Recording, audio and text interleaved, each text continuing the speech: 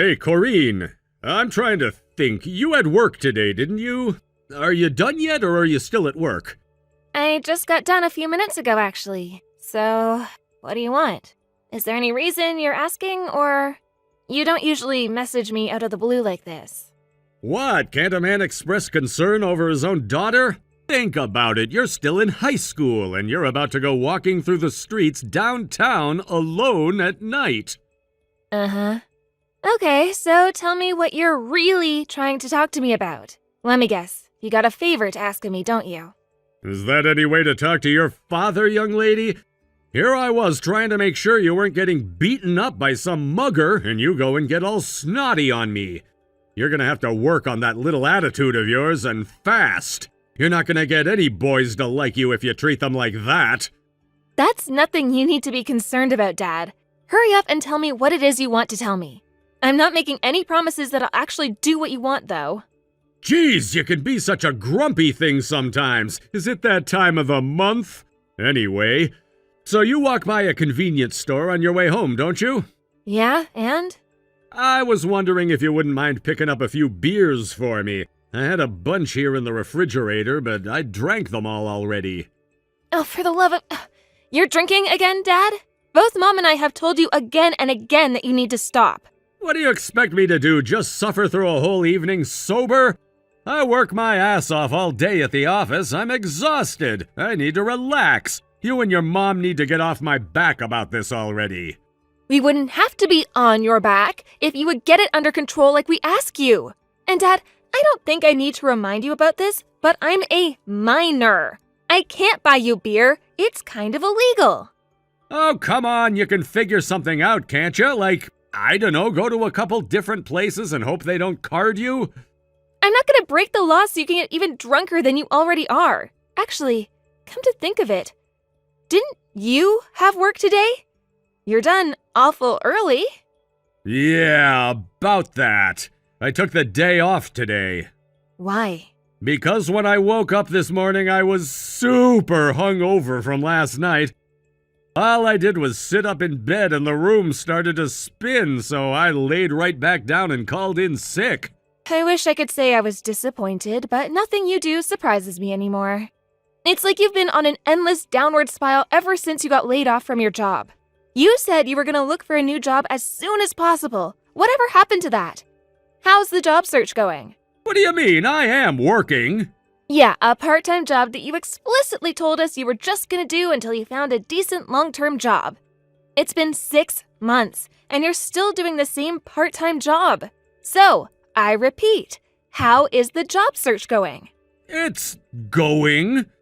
You can't rush these things, you know. I don't want to get stuck working at some dead-end job at a bankrupt company. Sheesh, what is it with you today anyway? I am your father, young lady. You will speak to me with the respect that I deserve. Don't forget who's the one that pays all the bills around here.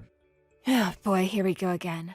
Every single time you run out of excuses to make for yourself, you drag out your man-of-the-house routine. It's embarrassing to watch, so can you please knock it off? Especially considering you being a drunken loser makes Mom have to work overtime every day in order to keep us afloat. You're aware of that, right? If not, ugh! Don't you dare talk that way to me, young lady. You don't tell me what to do. I am your father. Once you get home, we're going to have a good long talk about respect, so I hope you're ready for that. Okay. In that case, I'm going to stay over at a friend's house tonight. Good night, Dad. Corinne, don't you dare go to your friend's house. This conversation is not over.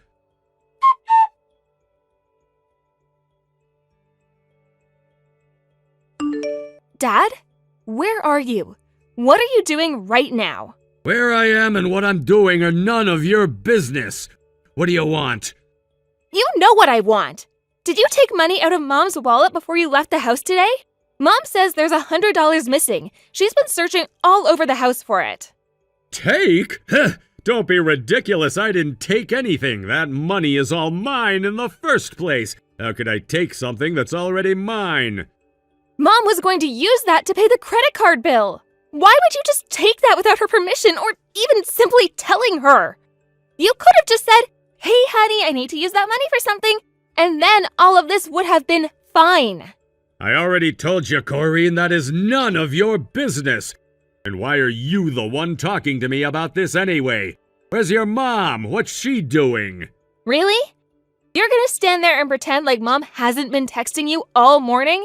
The only reason I'm texting you now is because you wouldn't respond to her.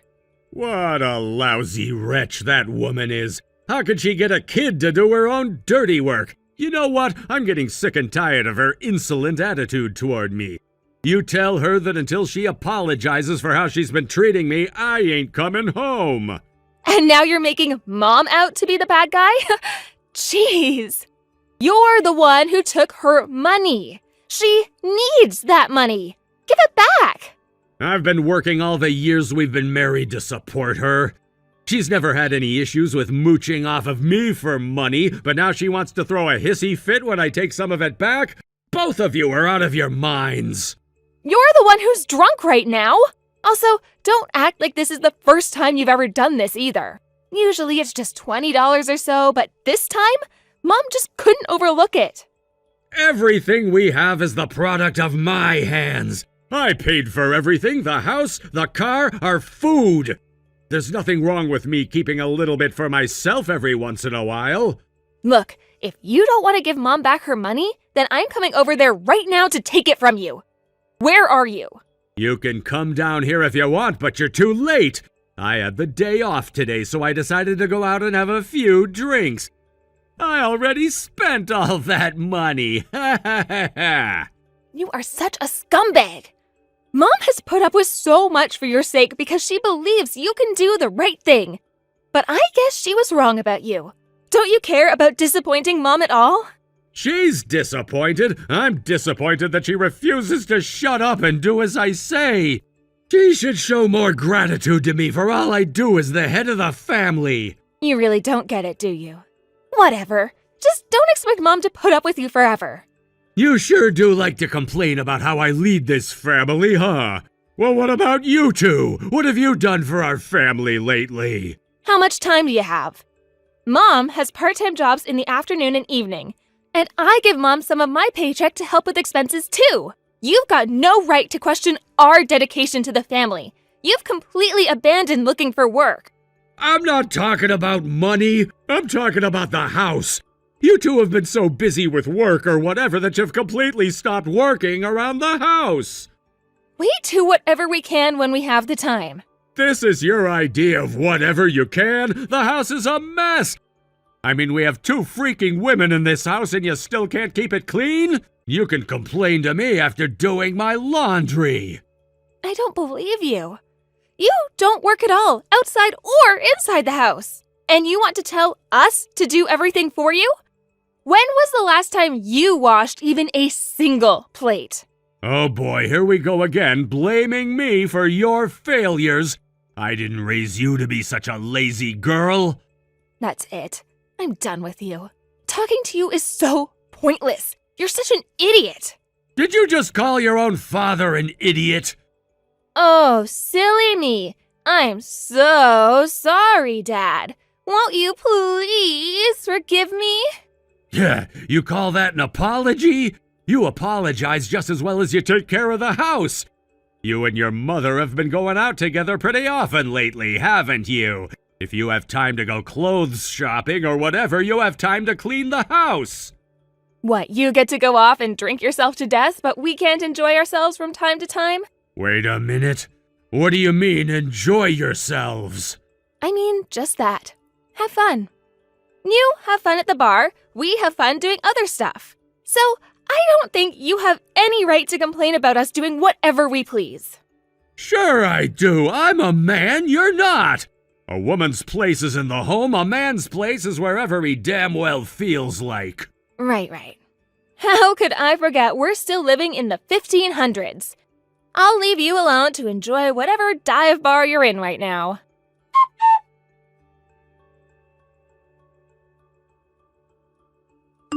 Corinne, where's my dinner?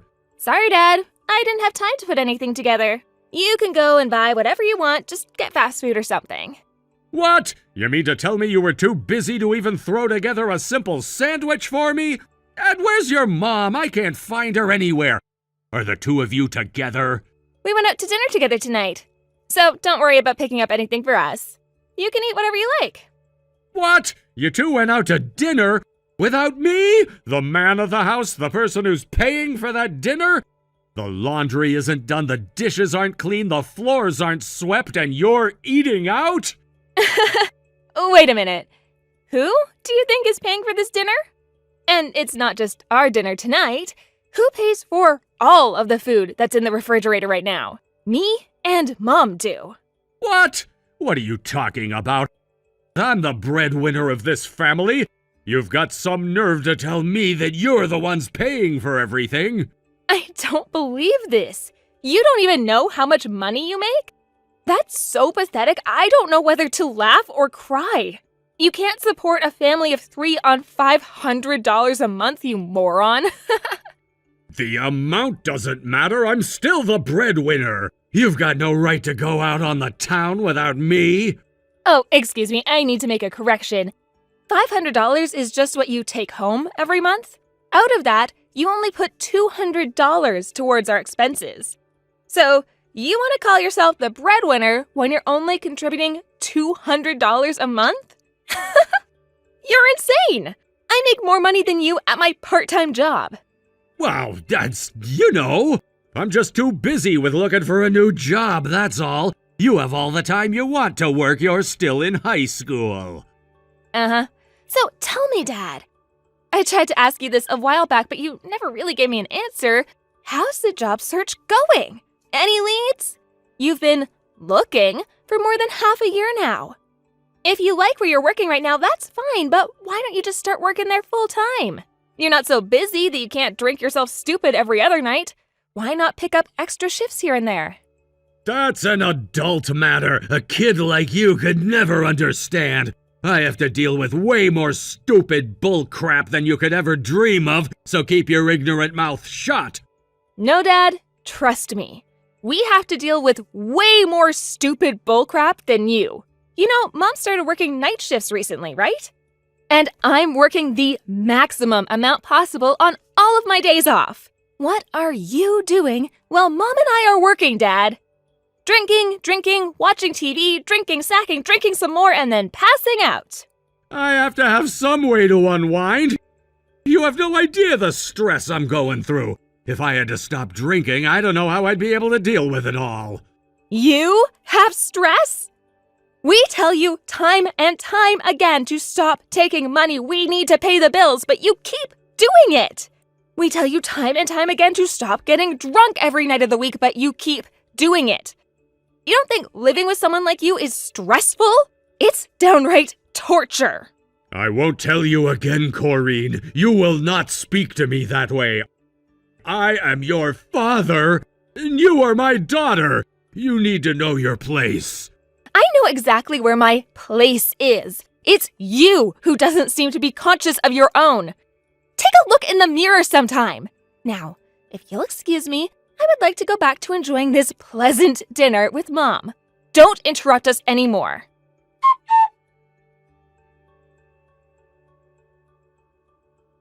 Are you awake yet, Dad? Or are you still passed out from last night?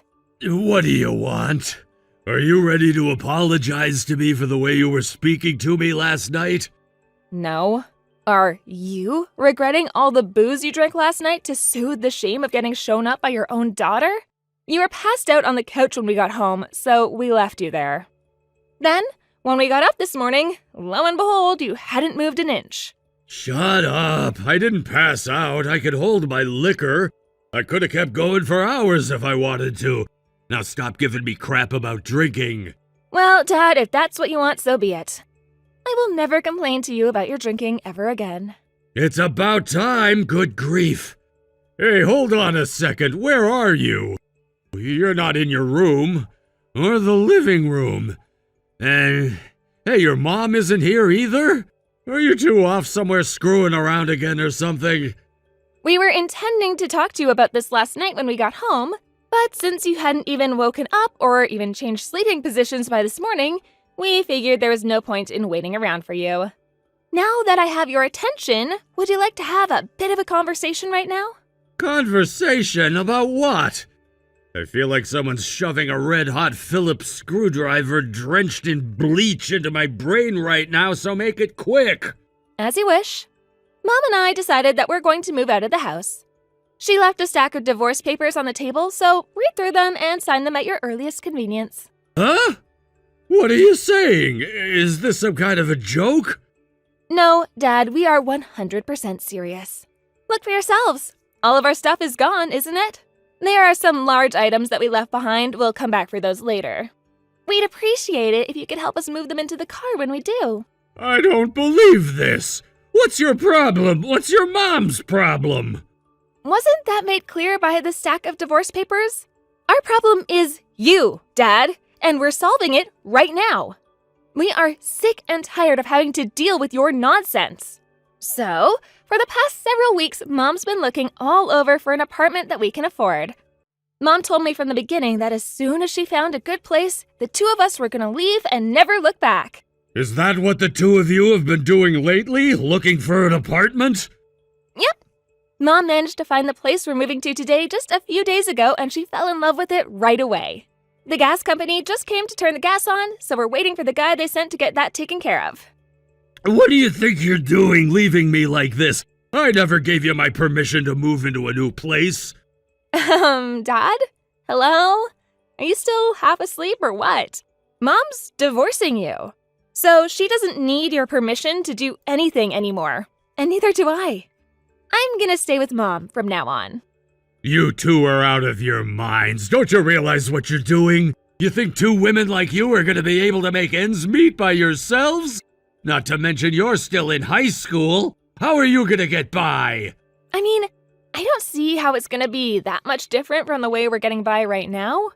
You don't work. Me and Mom are the ones making all the money. And you always drink away any money we manage to save by the end of the month. I am sick and tired of living like this.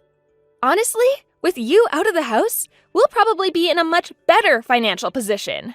But this is all happening way too suddenly. I'm still looking for a job. I'm trying really hard over here. You're supposed to support me through this difficult time. That's what a family does. When Mom and I were going through difficult times, did you ever do anything to support us? I'm racking my brain and I can't think of a single time. What, did you expect the whole families support one another thing to be a one-way street? Obviously, yeah. I'm the breadwinner, aren't I? Dad, do you even know what the word breadwinner means? You're only making around $500 a month right now. And you spend most of that money on booze. You're not the family breadwinner. You're the bread loser. Seriously, we'll be better off without you. That's it. I'm done talking to an ignorant little child like you. I'll just have to talk to your mom directly and convince her to knock off this foolishness. Yeah, I was sure that you'd say something like that. What do you think you are, some kind of Nostradamus? Who else am I gonna talk to? Obviously not me. You learned your lesson that you can't beat me the other night when we went out to dinner without you. You're gonna try to corner Mom when we come back to the house to pick up our stuff, aren't you? You know that if you can get her cornered, you can scare or threaten her into doing what you want. Am I right? I'm her husband. Of course I could get her to do what I want. Just like I said, I can see right through you, Dad. I already asked Uncle Jake to come by and pick up our stuff for us. You can give the signed divorce papers to him when he comes by. Oh, do you remember Mom's brother, Uncle Jake, right? He's a former MMA champion, so I would suggest you don't try any funny business with him. Corinne, how can you be doing all of this to your own father? It's pretty simple, actually. I don't see you as my father anymore. You wasted all the money that Mom and I worked so hard to earn. You dragged on your job search for over 6 months. You never worked, but instead spent all your time drinking and cursing us out. If you don't want a couple feminine upstarts like us around, fine. You can make do by yourself from now on. By myself? No. You're really gonna leave me? You can't do that. You know I'm not making any money right now. What am I gonna do without you guys to support me? I'm sorry, Dad. I thought you said you were the family breadwinner. Whatever happened to that? If you're as capable a breadwinner as you think you are, I'm sure you'll have no trouble without us. With us out of the way, you'll have so much more money to spend on booze.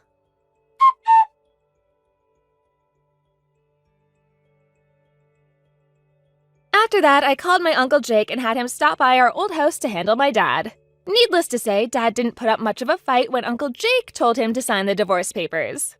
He carried out the few boxes of stuff we had there and brought them over to our new apartment for us.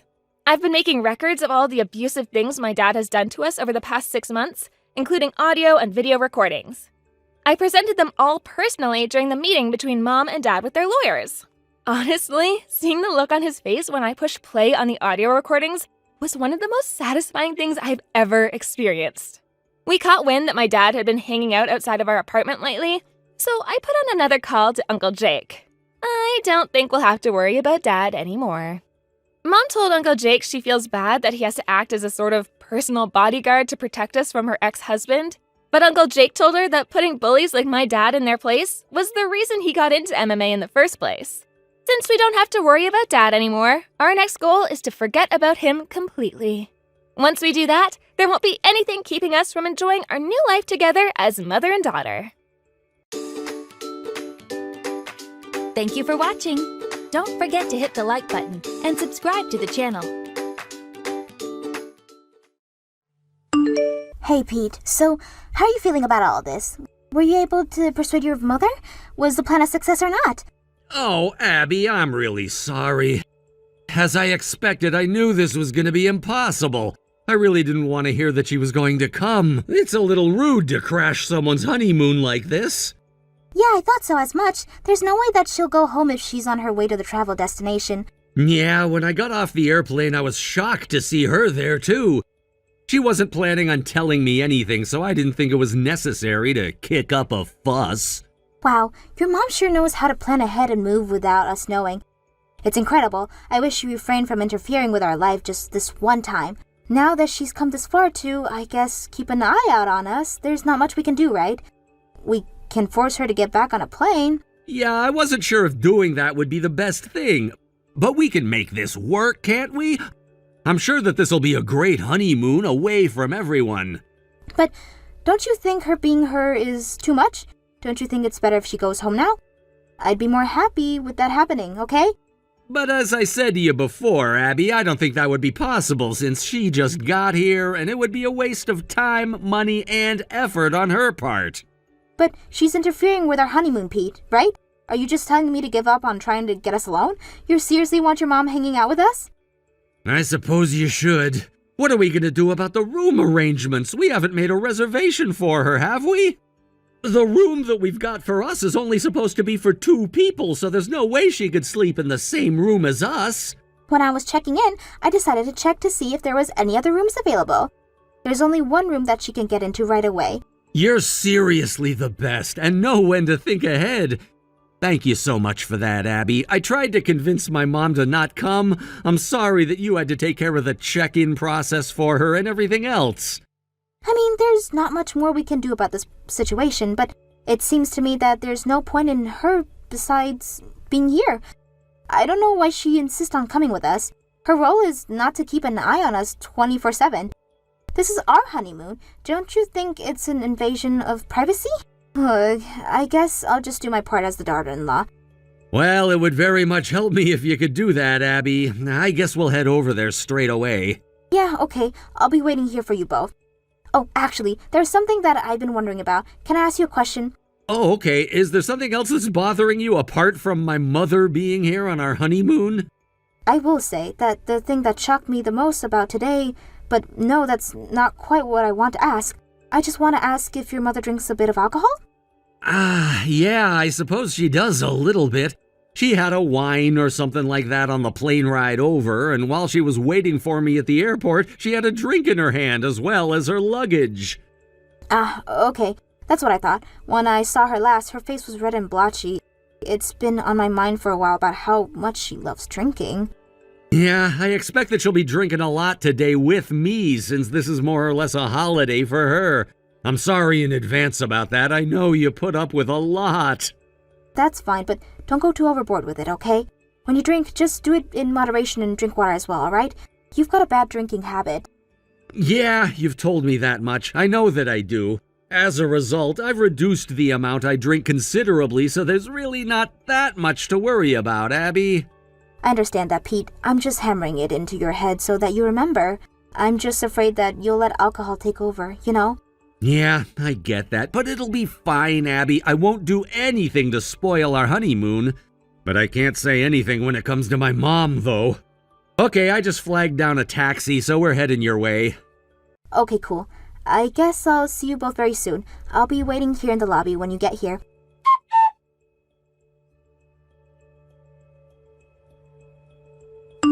Oh my god, for real, this is the worst thing ever. Are you still awake, Pete? I don't have my key in the room with me, so could you open the door?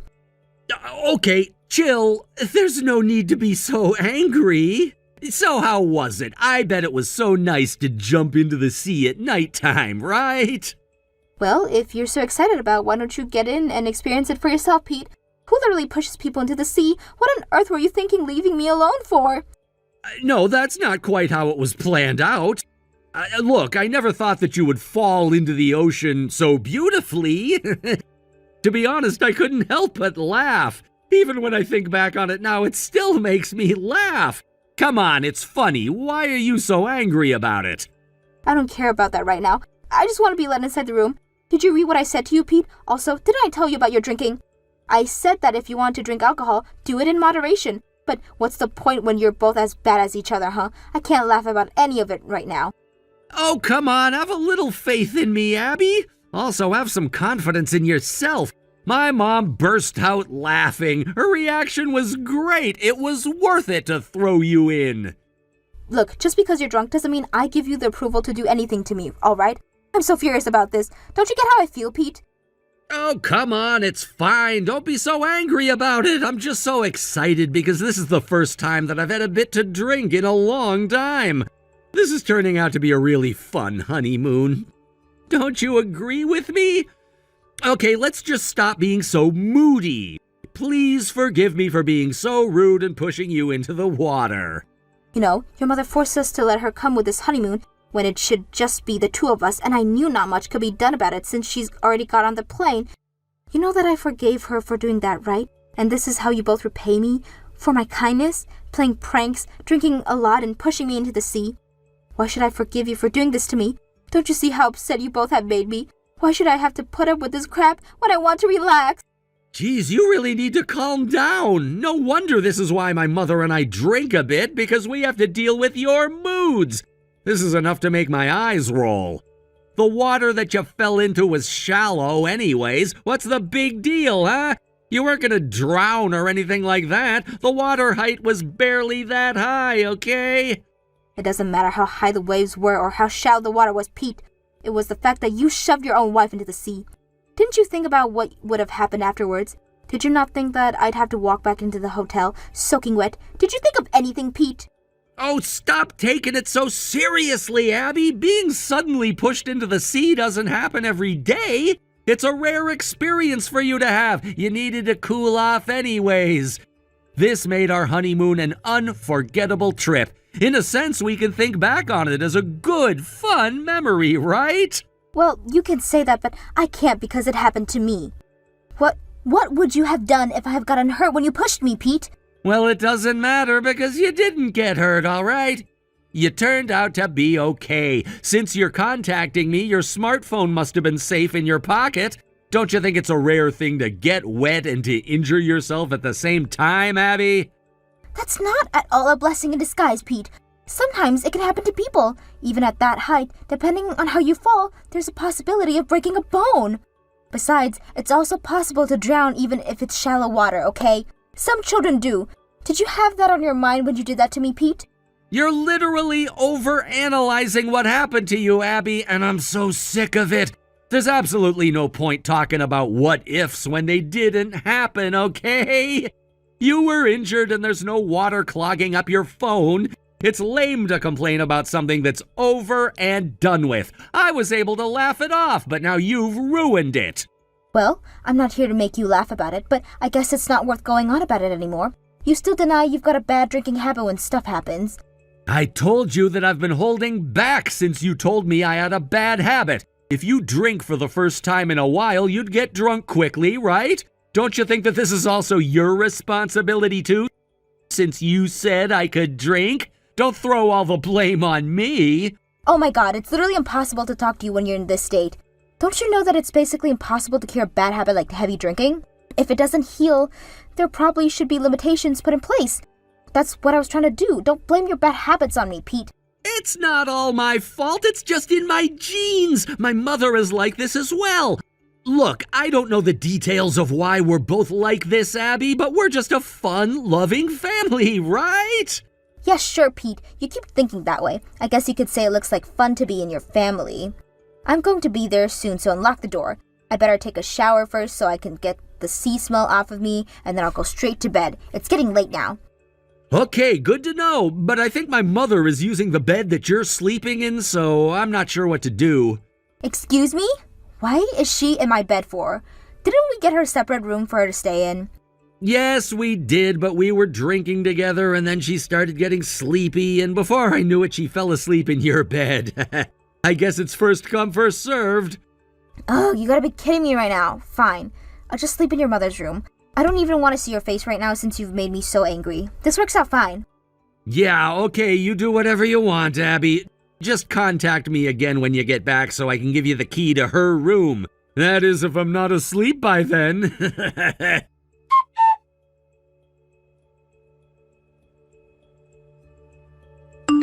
Oh my God, I just saw the conversation that we had last night. I'm so sorry, Abby. I drank way too much yesterday. I actually just woke up. Wow, it's almost noon and you're just opening your eyes now, Pete? Don't you see how much you slept in? Look, there's no point in talking about my sleep schedule now, all right? After I gave you the key, my mother woke up. We both started drinking again. Are you for real? You continue to drink after I left? This is a joke, right? Do you even remember anything that happened yesterday? Yes, of course I remember what happened, but I was drinking a fair bit, so the details are a little vague and fuzzy at the moment. Well, do you remember shoving me into the ocean, Pete, and getting me soaking wet? Do you remember the little conversation we had afterwards? Oh yeah, that. It's starting to come back to me now.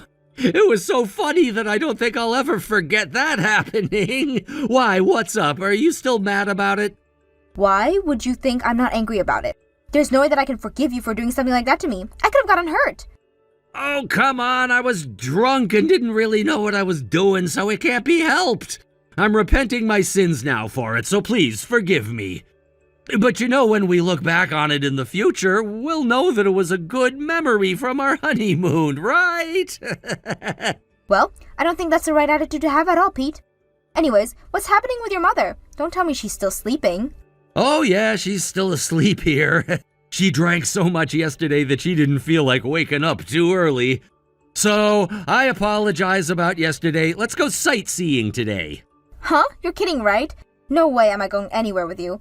I've already left the hotel. What? You left? What for?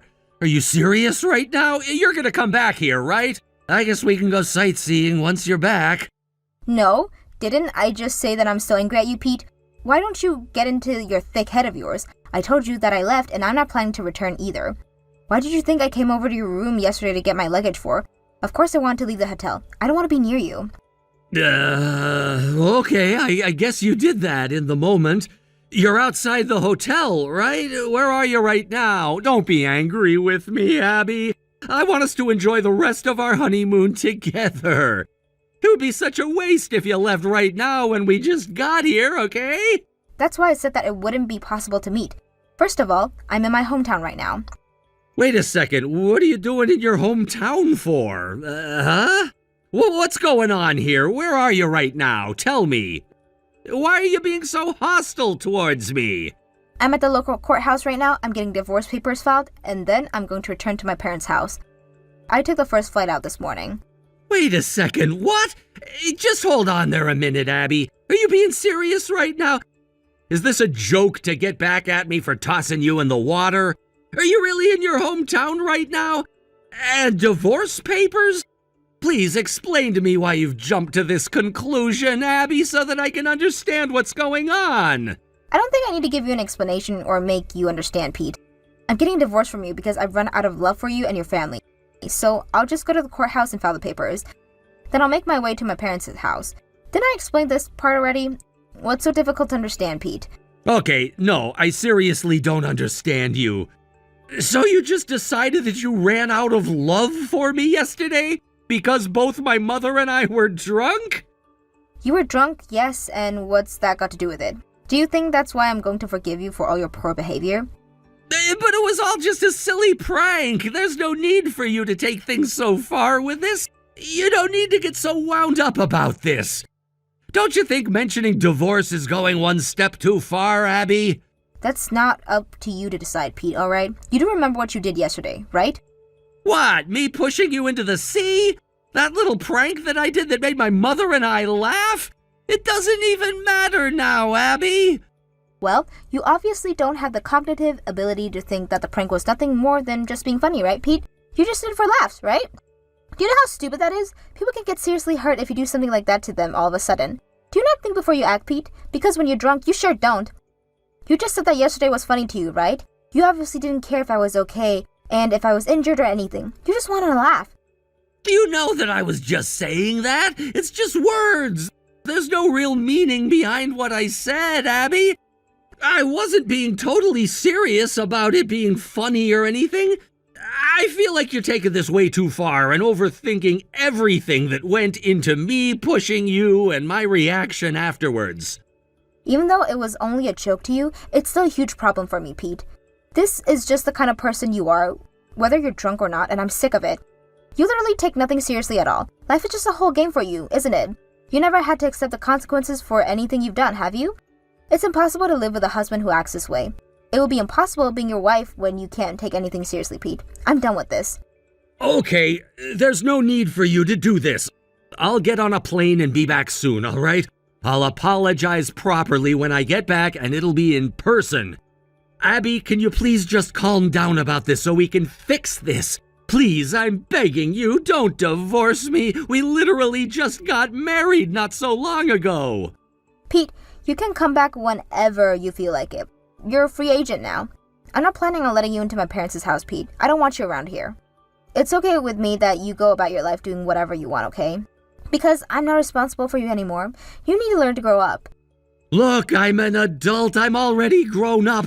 Just please let me talk to you so that we can sort this out in person, okay? Don't do this to me, Abby! It's too late. I'm sick of you. Your mother and your drinking habits are going to blow up in your face one day. How's that for a laugh? Haha.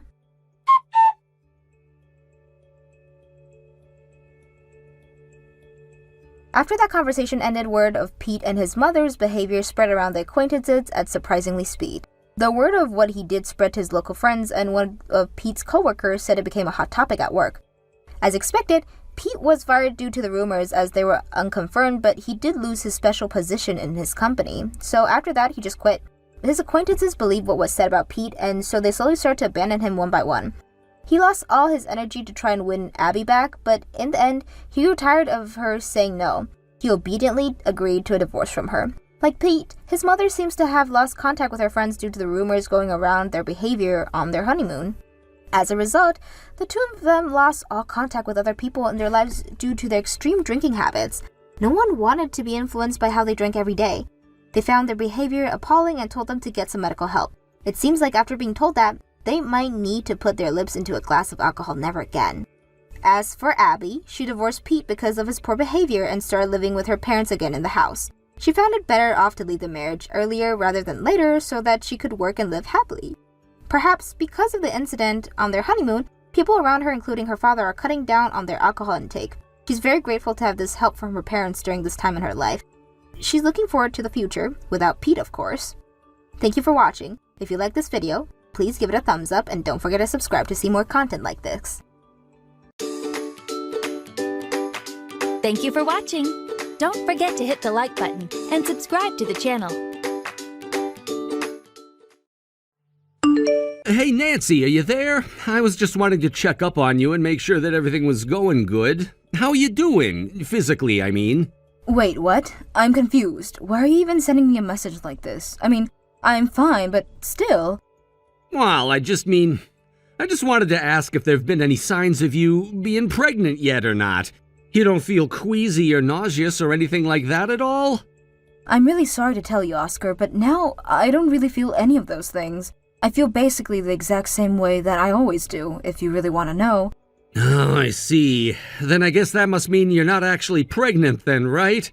Which also must mean that the fertility treatment isn't going all that well either, right? Do you even remember how long it's been since we started taking you to that clinic to start this whole treatment in the first place? I think it's already been about a year since I first started seeing a doctor there. Well, you want to know how I know it's been a whole year? Because of all the money we've spent on that useless place. I knew that the whole thing reeked of being a scam. I really am sorry about this, Oscar. I don't really know what else to say to you at this point. Well, I'm not asking you to apologize or anything like that. I mean, sure, we have a problem, but it's not your fault. After all, you can't help being born into a defective body like yours, right? But, I mean, you just said it's my body causing the problem, so how is that not my fault? I just really don't think that there's any need to blame yourself when it comes to all of this. If you do that, then all you'll do will be to get sad, and then that'll bring down the whole mood back at home. In fact, when you get that way, it really does get pretty annoying having to be at home with you. I really am so about everything. I don't have any kind of excuses I can offer or anything like that. But I guess your mom's idea that I go and try to see a doctor about this didn't work so well, right? Of course, she never meant to suggest that to hurt us or anything, so we probably shouldn't mention anything. After all, I know that at the end of it all, your mom only wanted a couple of grandchildren from us is all. Yes, you're right about that. After all, I was an only child, and I know that my mom always wishes that she had more kids, so I'm sure she's eager to have grandchildren now. I know, but I also know that your mom has been so patient with me and has been nice enough not to put any pressure on us. I know, but that's because putting pressure on you wouldn't solve the problem now, would it? I know that this is bothering my mom as well, but, well, maybe we should just give this up. No, don't say that, please. Let me just keep getting the treatment for just a little while longer. It's got to work. I've heard that it really takes 2 or 3 years of doing this before most patients start to see results. I see. So it would take that long before we could even have a kid then? Well, I guess I'll have to think about it.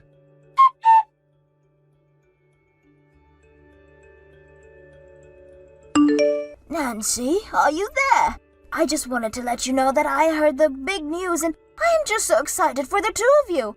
Oh, hey, Yolanda. I'm sorry, but I don't think I know what the big news is that you're talking about. Oh, come on. Are you really going to make me type it all out? I am talking about the fact that you're pregnant. And this means that I'm finally going to be a grandmother. I know that this journey really hasn't been easy on your body at all, so please just let me know if there's anything I can do for you. I promise that I'll be right there in a heartbeat to help you out. Wait a second. You heard that I was pregnant? Yolanda, I really don't know how to break it to you, but I'm not pregnant. Are you sure that you didn't hear this news about someone else instead? Wait, what? What are you talking about? Of course I don't have the wrong person. I was told by Oscar that you were pregnant. Why would he tell me that if it weren't true? Hold on just a moment. You're telling me that it was actually Oscar who gave you this news? But of course, he told me that I was the first person to be hearing about the big news and that he was so excited. Yolanda, you know that for the past year I've actually been receiving medical treatment for my infertility, right? But I think you should know that despite already a year having passed, I'm still not pregnant. Are you sure that Oscar wasn't talking about the wives of one of his friends or something like that? Well, if he was talking about someone else's kid, he was certainly making it sound like this was his own kid and he was talking about. He told me that I wouldn't need to worry about becoming a grandmother anymore and that it was just a matter of time before I met my grandchild. But now you're telling me that none of that was actually true at all. I just have no idea why in the world Oscar would tell you something like that. It doesn't make any sense. It doesn't make any sense at all if you're telling me that you're really not pregnant at all. But maybe I was just misunderstanding what Oscar was trying to tell me. Well, maybe I should try talking to him a little bit about this and see what the deal is. Nancy, I'm very terribly sorry to ask, but are you alright? What do you mean, am I alright? Why wouldn't I be alright? I really don't want to cause any kind of drama between the two of you, and I really am sure that I just misunderstood what I was being told. But anyways, just please know that you can always reach out to me for anything, okay, dear? Yeah, of course. I'm really sorry that you got so excited over this. Oh, that really is okay. It's just like nothing has changed since before I got the call from my son. I'm sorry for me jumping into conclusion about all of this.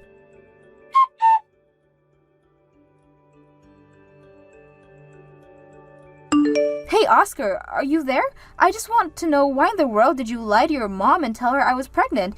Your mom texted me about how excited she was to finally be a grandma, and it made me feel horrible. Why would you go and say something like that to her? What's the matter with you? But I wasn't lying to my mom at all, actually.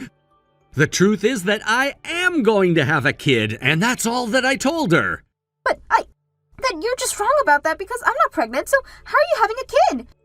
You really just don't get it, do you? Of course it's not going to be your kid. You can't even get pregnant in the first place. But then, what do you mean? Why did you say that you were having a kid then? Just whose kid were you even talking about in the first place? Well, obviously, that would be the child of my second wife. You'll always be my number one girl, though, so don't ever fret about that. Although now that I think about it, giving me a kid might just be enough to have my number two wife take your spot as number one. Seriously? What is the matter with you? Number one and number two wife? Are you telling me that you went out and got a second woman pregnant? Well, I had no idea how long it was going to be before you were ever going to get pregnant, you know? So as a kind of insurance policy, I went out and got another girlfriend. And let me tell you that it really didn't take all that long before she was pregnant. Please tell me that this is some sort of horrible, cruel joke that you're playing on me right now. I mean, I just can't believe that you cheated on me like this. How could you betray me? Well, you should know that this is really all your fault. I mean, you were taking way too long to get pregnant, and I don't have all day, you know. The fact of the matter is that neither of us are getting any younger, and I wasn't about to wait around for nothing. But I already told you that it takes time and for the treatment to really take effect. I mean, I thought you were supporting me through all this. I just don't understand how you could turn around and do something like this to me. And I thought I told you that those treatments were just a giant money trap, and I wasn't interested in paying for them anymore. In fact, you know what? I think that you ought to pay me back for all of those treatments of yours that I've paid for up till now. Do you have any idea how much you've cost me? But you told me that this wasn't my fault and that I shouldn't blame myself for any of this. Now you're telling me that you actually did think that this was my fault this whole time? And your solution to do that is just to get another girl pregnant and just go jump to being with her now? Of course! Now that I've gotten her pregnant, there's nothing more I want to do than throw you out now. Sure, you had a pretty face, but you were completely useless in every other way. I know that I never, ever should have married you, and I should have gotten with Erica in the first place. Wait, what? Are you telling me that the woman that you got pregnant is Erica? Don't tell me that when you say Erica, you mean that Erica? That's right. I know exactly the one you're thinking of, and yes, it is that Erica, if you must know. So then, you mean to tell me that you cheated on me by sleeping with one of my friends? You know, you really have been just so oblivious to her and I seeing each other. I admit that I was the one who made the first move, but she was all too eager to meet me as well. I don't even know what to think right now. How could the two of you do this to me? Well, it's the truth. Although if you really want to know, it sounds to me like Erica has wanted me for a long, long time. I guess she must know that I come from money and wants to live an easy life. And so that's why I'm gonna get rid of you and make her my new wife instead. So there. I really just can't even believe that this is happening right now. I just don't understand how the two people who I probably trusted more than anyone else in the whole world could do this to me. I mean, Erica should know how much I love you. She heard me talk about you all the time. Well, I don't really feel like interfering in whatever talk it is that the two of you are gonna need to have. But I'll just give you my 2 cents and say that I don't think Erica ever considered you a friend. No, that can't be right. Of course we were friends. This can't be happening right now. Look, I'm not joking or lying or anything like that at all. You really need to wake up and accept reality. And the reality of right now is that we need to get divorced and you need to move out. I need this house empty so that I can live in it with Erica and our kid, you understand? So you're just gonna kick me out of our home? But where am I even supposed to go? How the heck should I know anything about that? I mean, after all, you're just a housewife who's never ever had to work a real job in her whole life. Not to mention the fact that both your parents have passed away as well, so there really isn't even a home for you to go run back to. And even knowing all of that, you're still going to just throw me out of the house like this? Huh. Well, considering that you're just simply incapable of being able to take care of yourself, what if you didn't move out and you just stayed in the house as our maid? This has got to be some kind of joke, right? I mean, do you really think that I would ever want to stay under the same roof as the two people who backstabbed me? Well, if you don't like that idea, then you know exactly where the door is, don't ya? But I can't speak for what's gonna happen to you next. But then again, I don't really care. So just hurry up, pack your bags, and get lost already. You're just horrible. Do you know that? You and Erica. I can't believe the two of you. You both went behind my backs and betrayed me, and now you're just going to cast me out like this.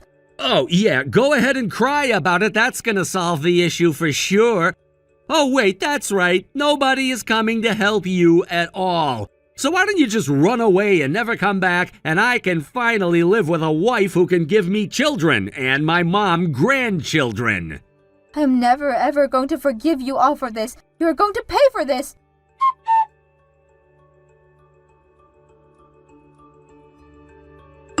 Hey, Nancy, are you there? I was just curious about where it is that you've been staying these past few days. Don't tell me that you've already been reduced to living in a cardboard box and begging for spare change on a street corner. You really are a horribly rude man. Do you know that, Oscar? But if you must know, I'm living in a perfectly fine house.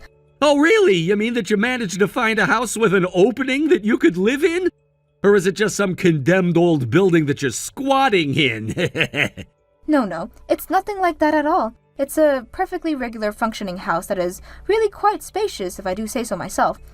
Well, are you there in the house with anyone, or are you just living alone? Because if you're in a house like that, then it sounds to me like it's only because someone pitied you. So tell me, did you find a man and woo him into buying a house for you? Do you really work that fast? If you really must know, I'm not living with a man at all. But the person who gave me the house was in fact a woman, and she doesn't need it anymore. She's a very kind woman who has made a room for me in her home. I couldn't be more grateful. Wait a second, you're telling me that you found some old bat who pitied you enough that she's letting you stay with her? They're very kind. You don't know what you're talking about. They arranged a room for me and told me that I could live with them for as long as I need to. Although I have to say that being in this house has been just like a dream. It's got all I could want and more. Well, I take it that whoever this woman is, then she's probably pretty rich then, is that right? Just who is this person anyways? Well, actually, she had a rich husband who died a few years ago, and she got quite a large inheritance from that. The house itself is quite old, but she completely renovated it about 5 years ago, so the interior is just lovely. There's even a courtyard with a fountain. It's amazing. It's like a real mansion. But wait a second, now that you say all of this, that sounds just like my mom's home. And the thing about this woman's husband was that he made his fortune on the stock market, so he had quite a bit saved up. But now this kind, sweet woman just lives all by herself. Okay, hold on a second. You're talking about my mom's house, aren't you? Are you actually staying with her? Is that what you're telling me? Well, it isn't like I broke in and claimed a room for myself or anything like that.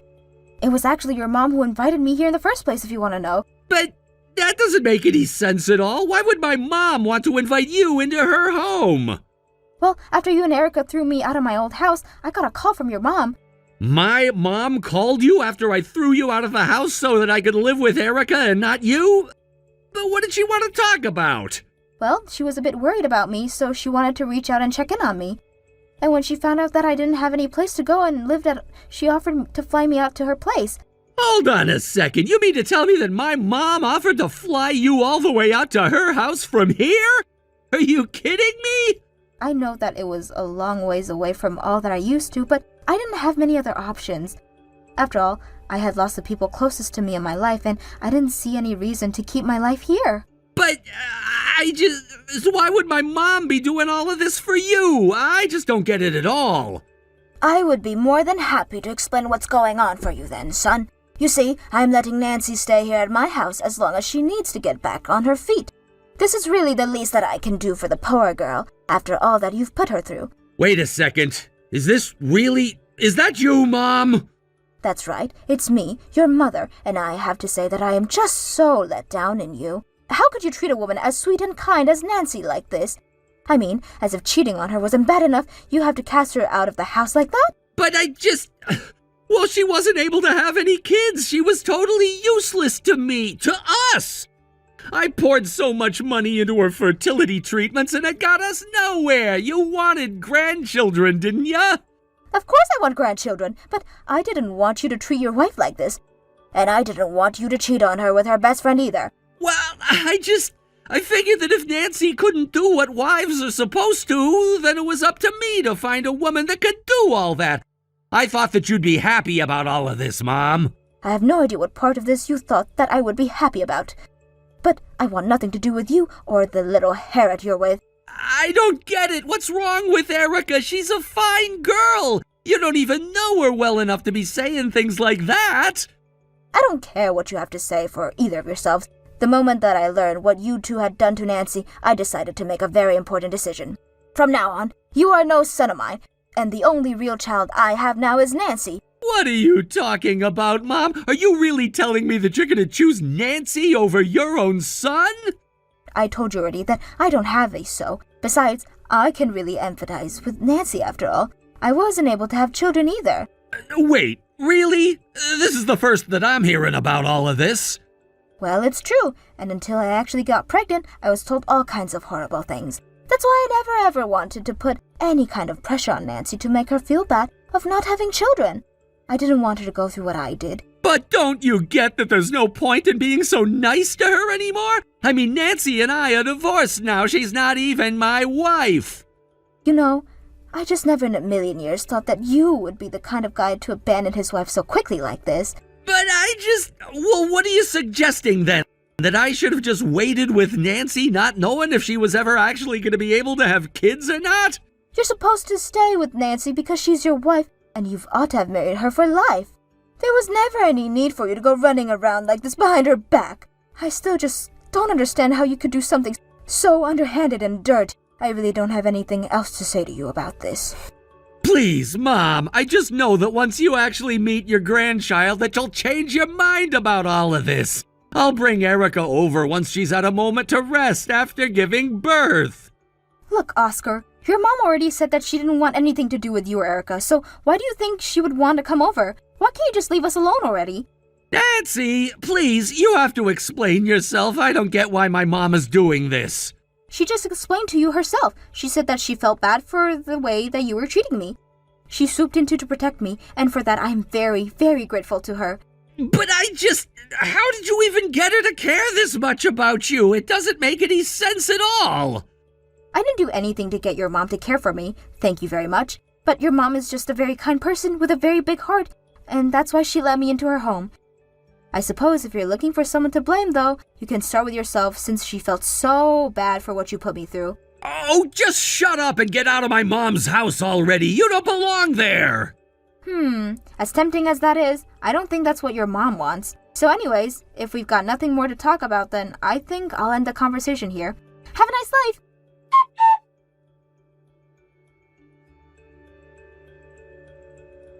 This was the first time since my parents had died that I finally felt like I had something over a mother in my life again. She had always been so kind and sweet and welcoming to me, and now I finally realize why. A few days after our last conversation, Oscar showed up to his mom's house with Erica and demanded to Yolanda, who refused and demanded that leave her property. They had flown all the way to see her, and she wasn't even going to show her face. I know that Yolanda is getting old and is thinking about how to split her estate, but I told her over and over again that she already done more than enough for me and that I couldn't possibly ask for more. I don't really know what's going to happen in the future, but I am just so grateful that I've been given a second chance by one of the people I expected least. Thank you for watching. If you like this video, please give it a thumbs up and don't forget to subscribe to see more content like this. Thank you for watching. Don't forget to hit the like button and subscribe to the channel.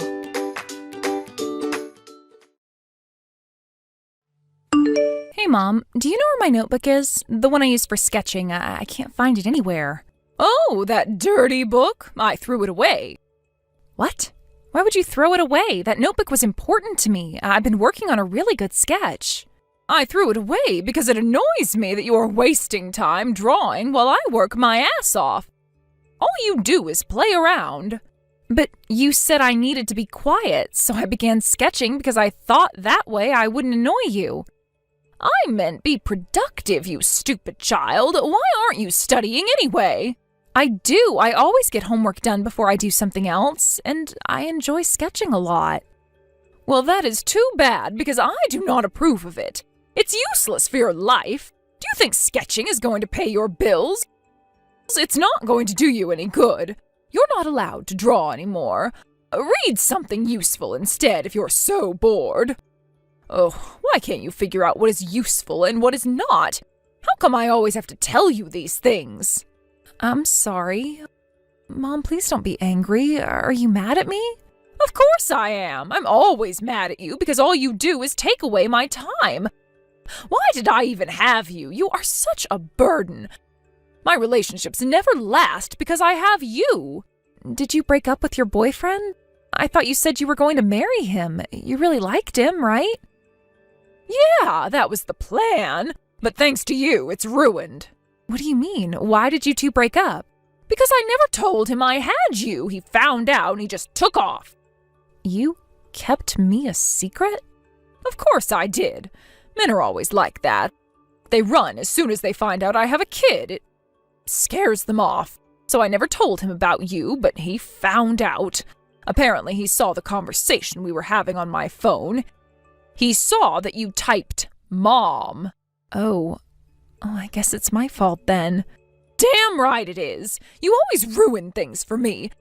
Nothing good has ever happened since I had you. I wish you were never born. I can't keep a relationship or get married because of you. And because I can't get married, I can't get out of this stupid neighborhood. You are the root cause of my misery. I wish you would just disappear.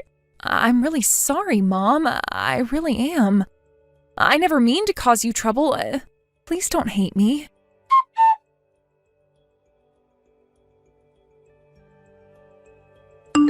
We are going out this evening. Be ready to leave when I tell you. Oh, cool. Where are we going? We're going for a drive. Well, that sounds great. We haven't been anywhere together recently. I'm excited. Thank you, Mommy. Yeah, I'm excited too, because I'll be free after tonight, finally. You are not coming back here, so make sure to pack all your things. What? What do you mean we're not coming back? Mom, where are we going? Not we, just you. I can't take care of you anymore. We are living separately from now on. In fact, I probably won't ever see you again. Mom, wait, you want to disown me?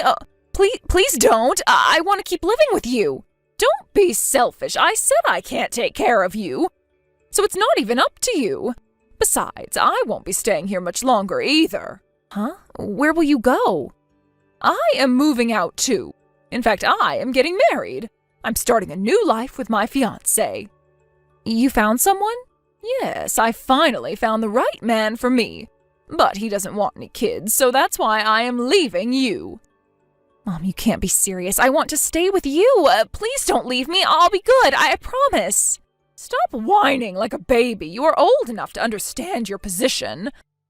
I've repeatedly told you what a burden you are to me. Do me a favor this one time and suck it up. You're going to live with your new family. If you're lucky, you might get a meal once in a while with them. What new family? Who are they? I don't want to live with strangers. You're going to live with your grandparents. Grandparents? Yours or Dad's? Your father's. I haven't seen them since your dad died nearly a decade ago, but I'm sure they're lonely enough to take you in. Hopefully they're still alive. I thought you said that they're poor. What if they can't support me? What if they find me to be a burden too? They're not well off as far as I remember. Your grandfather had to shut down his business because he wasn't making anything. The last I remember, he was in some kind of debt. But I'm sure they would still take you. You never know, they might treat you better than me. You haven't even asked them if they'll take me? You're just going to drop me off by their door? Yeah, that's the plan. You are their granddaughter after all. They won't say no. Or in a worse case, they'll find someone to take care of you. All I care about is that I don't have to take care of you anymore. I've had enough dealing with you. Mom, why are you so mean to me? Do you really not want me anymore? I won't ever see you again? Probably not. I mean, I won't ever come to see you, that's for sure. You ruined my life plan. I despise you. I don't ever want to see your face again. I'm not going to let you ruin my life anymore, so like I said, suck it up. And don't you dare think of doing anything stupid to try and get back with me. Fine, then. I understand. I'll be okay on my own. Aw, trying to act strong. Just a few minutes ago you were whining like a baby. Mommy, don't leave me. I mean it. You know, Mom, I cared about you, but all you do is hurt me and hate me. I don't ever want to see you again either. You are such a brat. I bet you'll have a miserable life, but don't come around blaming me for it. You ruined mine. You are only paying for what you've done to me. I will have a much better life with my fiancé. We will be so happy together. But you will live in hell. I won't. I will work hard and become much happier than you. Don't make me laugh. What can a brat like you do? You are going to live a filthy, sad life, and it's all just karma. Do you understand? No one is ever going to love you. You only bring bad luck to others. That's okay. I don't need anyone's help. I'll find happiness on my own. You just watch. I am going to be so much more than you ever imagined.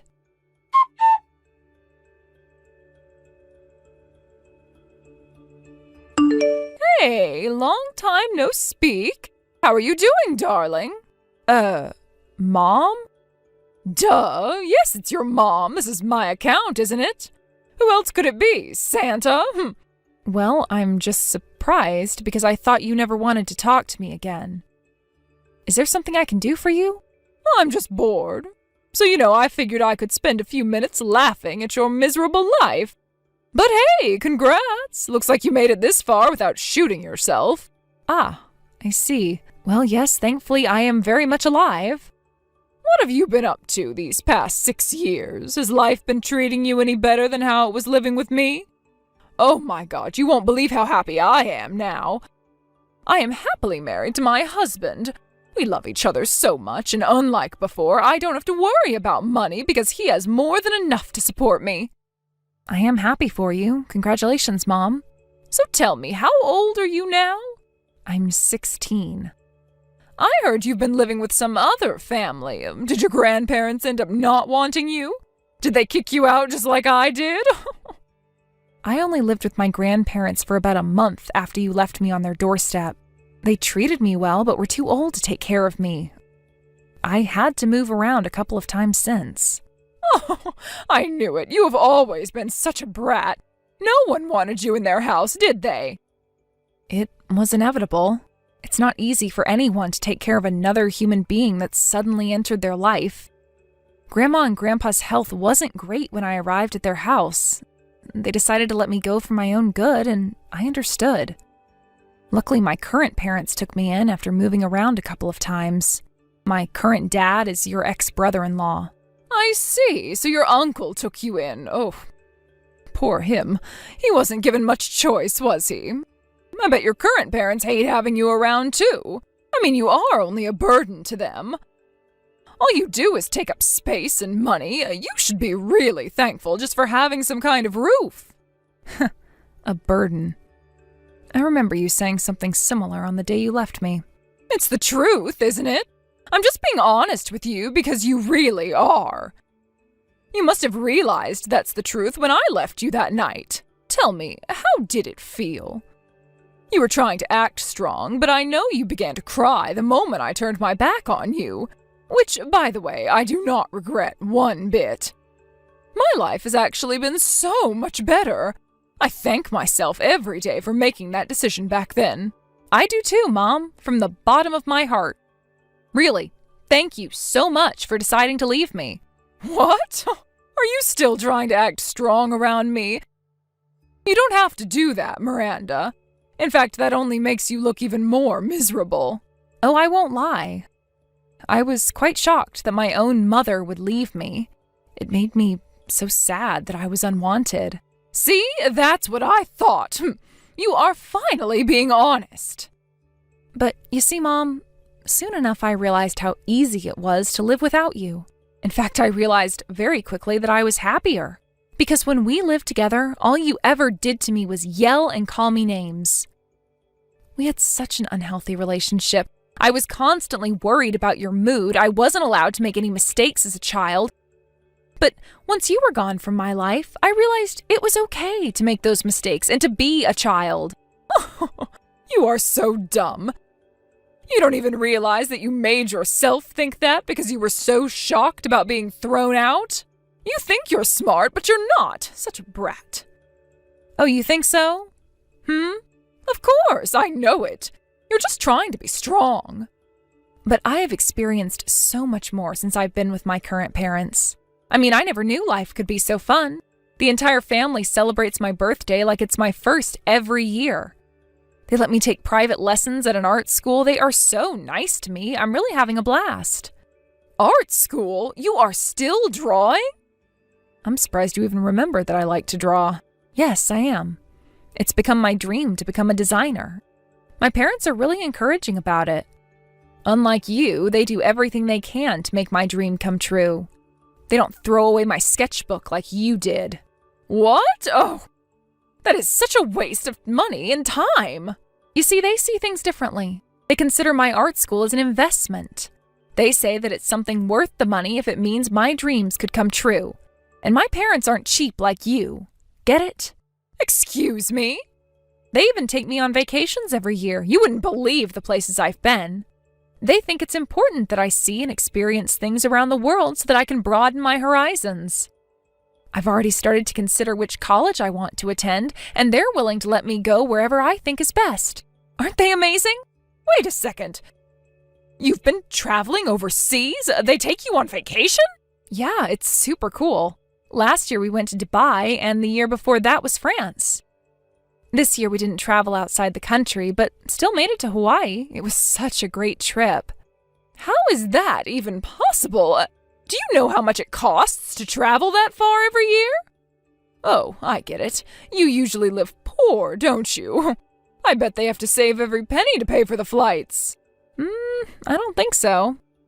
I mean, no one in the family is a big spender. We have a pretty ordinary life. But of course, compared to how we used to live, I have it much better. We're never out of food or have to cut down on anything. We also dine out once a week if my parents are too busy to cook.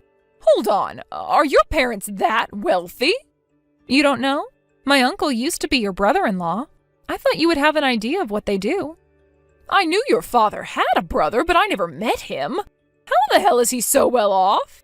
To be honest, I don't exactly know the details. But he is in the real estate business. I think he buys old properties to sell after renovating them. You don't mean he runs his own business, right? He does. He's the head of his own company. I remember him talking about moving large amounts of money because he deals with real estate. So I'm pretty sure he makes a lot. Damn it! How did I not know there was a rich person in that family? It's not the money that makes him great. My parents lost their only child when they were younger. They went through a lot, but that's why they're so loving and caring. They think of me as their real daughter. I'm really lucky to have them as my parents now. I don't believe it. Who would love a brat like you? All you do is cause trouble. I'm not lying. They really do care for me. Why would they take me abroad if they didn't, or pay for my private lessons? They treat me so well. To think of how you used to treat me, I've come a long way. How did you trick them? Huh? What do you mean? You must have done something to trick them into liking you. How else would anyone treat you nicely? You are useless. You cause trouble. That's all you did when we lived together. You keep telling yourself that, Mom. Make everything my fault. I don't care how you think of me. All that matters to me is that I am loved now. The people around me don't treat me like trash. They are all so much better than you. I'm only stating the obvious. You just want an excuse to feel sorry for yourself. That's why you blamed everything on me. I mean, think about it, Mom. I was only 10 and you made it my fault that your boyfriend dumped you? How sad is that? You never lasted in a relationship because you are crappy. And on top of that, because you choose crappy men. I beg your pardon. You just don't want to admit that you were the reason things didn't work out. So you had to use me as your scapegoat to feel better. What kind of an adult does that? It was all your fault, not mine. My life would have been so much better if I didn't have you. You ruined all my future plans. You took everything away from me. Yeah, okay, whatever. Anyway, I am happy now. You said you're happy now too, right? Then I'm glad we parted ways for the both of us. So why don't we just go back to being strangers again? We can go on with our lives in peace. No, that's not how I planned things. We're not allowed to be happy. I will not accept that. What? Why? You ruined my life.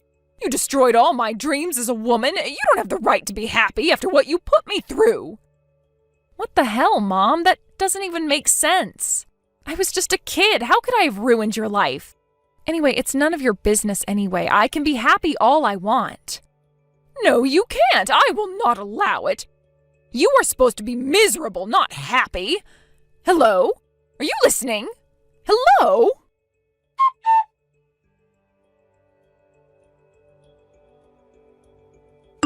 I told my parents that you messaged me yesterday. They were very upset, and they told me that I shouldn't talk to you anymore because you only cause trouble, that you bring bad luck. So I just wanted to let you know that I am deleting you from my phone. I won't answer your messages or calls anymore. Excuse me, I bring bad luck? They must be talking about you, right? Oh no, they are definitely talking about you. And I completely agree. You only make the people around you unhappy. I, unfortunately, had to experience that hands-on as a child. So I know better than anyone that my parents are right. You are so poisonous, Mom. No, I'm not. How dare you talk to me like that? Who the hell do you think caused all the pain in my life? You know, I've been thinking, you keep saying that I caused all your unhappiness. Why are you so caught up with what you claim I did to you in the past? If you really were happy as you said you were, you would just get on with your life and forget about me. So I don't think you actually are happy now, are you? What? Of course I am. Are you sure about that? I can easily imagine your marriage breaking apart. I bet you just wanted to confirm that I have it worse than you to make yourself feel better. So how does it feel now, huh? What are you talking about? You're just imagining things. I am happy, all right? Stop talking like you know anything about me. I mean, you rushed to get married to your current husband, didn't you? You were scared to let him take it slow, weren't you? Because you wanted to tie the knot before he realized how poisonous you are. I bet he realized soon enough, though. I mean, how could he not? Tell me, how quickly did your marriage deteriorate? You haven't been happy for a long time now, have you?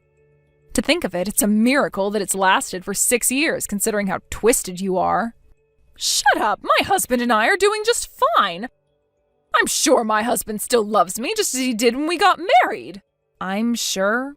Gee, you didn't sound too confident there. You were so shocked to find out that I've been traveling with my parents. I bet you reacted the way you did because he's never taken you anywhere. I thought he was well off. Was that another lie? Do you not have much money? I said shut up! I'm right, aren't I? No, you are not. We can travel if we really wanted to. My husband is just a very busy person. Oh, so I was right. He won't take you anywhere, huh? Does he even care about you at all? You are such a bitch. You think you're better than me, don't you? Well, guess what? You won't be happy for much longer either. Your parents will toss you away just like I did. Because sooner or later, they are going to find out what a brat you are. You said either, so I guess you admit that you're not happy with your husband? Anyway, though, no need to worry about me getting tossed away again. Unlike you, they know how to love others properly. In fact, I can feel their love deepen for me every day. You liar! Love never lasts. You will see. Mom, seriously listen to yourself. You sound so dumb right now. You were so excited when you first messaged me because you were so sure that I was miserable. But now you're feeling miserable because you found out I was living a better life than yours. No, I'm not. Why the hell should I feel miserable? Well, you're not doing a very good job hiding it. All you keep doing is denying what I say like a baby. You don't know what you're talking about. I'm sorry I couldn't make you feel better. I bet you wanted to mock me and look down on me. Instead, you're jealous of me living a pretty good life, which you clearly don't have. Excuse me, you stop that attitude right now. I am your mother. If you don't stop that right this moment, I will cut you out forever. You don't want that, do you? I know deep down you miss your mommy. I definitely have had enough of you. Have you forgotten what I said? I messaged you today because I wanted to say goodbye. So yeah, let's do exactly that. I don't consider you my mom. I haven't for quite a long time now. I only think of you as a sad, lonely woman. Are you looking down on me? How dare you? I was really lucky to find my parents. If you never left me on that doorstep that day, I wouldn't be where I am now. So, as a final note, I want to say thank you. Thank you so much for stopping to involve me in your sad, miserable life that day, Mom.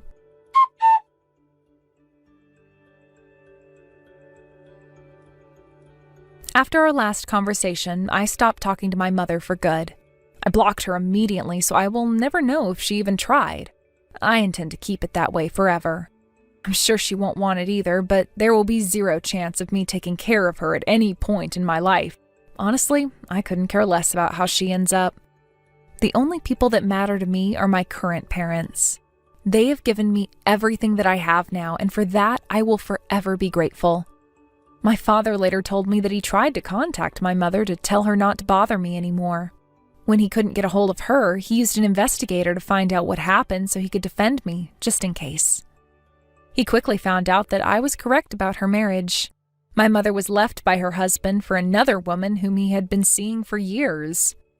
None of her former friends or family knew what happened to her after that because she disappeared, probably out of embarrassment. It's unfortunate for her, but considering how she treated me as a child, I don't feel sorry. But I will always remember her as a part of an important life lesson, that in order for me to be happy and not end up like her, I should treat people with love and care, just as my current parents do. Thank you for watching. Don't forget to hit the like button and subscribe to the channel. Hey Iris, I just want to let you know that a few of the guys from the office are going to be coming over tonight after work. We're going to be having a little party, so make sure to go out and buy us some booze and snacks. Wait, you mean that you're all going to drink in the house? Of course, I want them all to see the new house that we're living in, so how else would they get to see it with their own eyes? Well, it's just that I thought you already brought people over from your work to look at the house. I did, yes, but now I have different people that I'm bringing over. Do you get it? Well, I guess it's fine, but just please don't be drinking until the next morning, okay? And just why shouldn't we get to drink however we want, huh?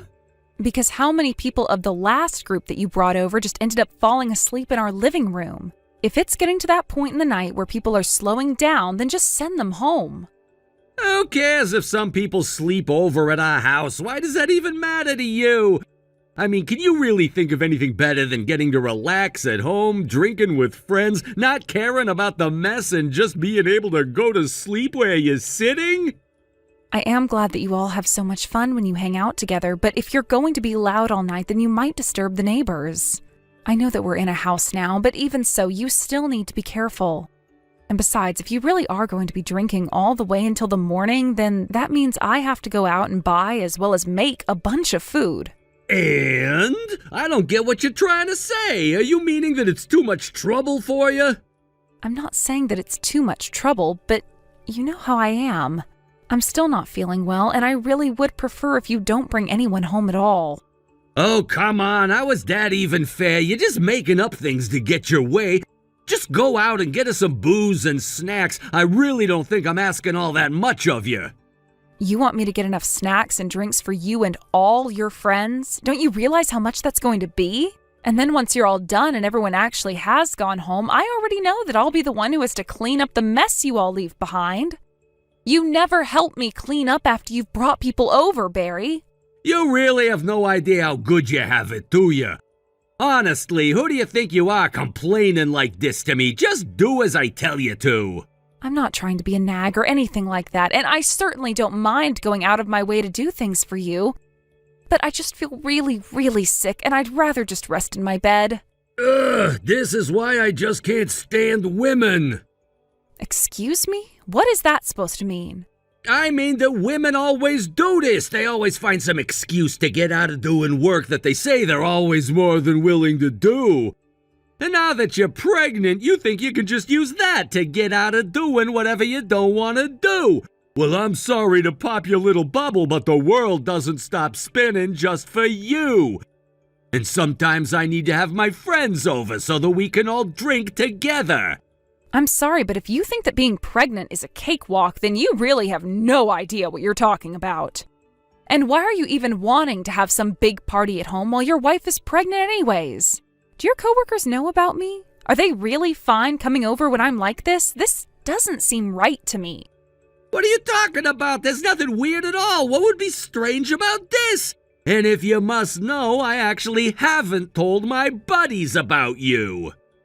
Well, maybe you should tell them before they all come over. Or do you just not talk about your personal lives at work? I just don't get what your problem is. Why are you acting like this? I really don't get what the big deal is at all. Do you think that you deserve all the special treatment in the world just because you're pregnant? It's not like you're sick or disabled or anything like that. This is just a normal thing. So I'm sorry, but I'm not going to be pampering you anymore just because you're pregnant. I'm not asking to be pampered or anything like that at all. I just want you to think about things from my perspective, though. I know that I'm not sick, but you realize that being pregnant does a lot to a woman's body, right? Of course I know that, but you're trying to say that it's so bad that other people have to give you special treatment and that you can't do any work. And I'm sorry, but I think that's a load of crap. Okay, fine. If this is how you're going to be, then I guess I won't say any more. Good! This was a stupid conversation in the first place. Now go and get the things that I'll need for tonight. We're all going to arrive around 7, I think. And I bet that we're all going to be pretty hungry, so why don't you go ahead and cook us all a meal, too, while you're at it? Yes, Barry, I'll be sure and do all that for you and your friends. Honestly, it shouldn't be this hard to get your wife to listen to what you say.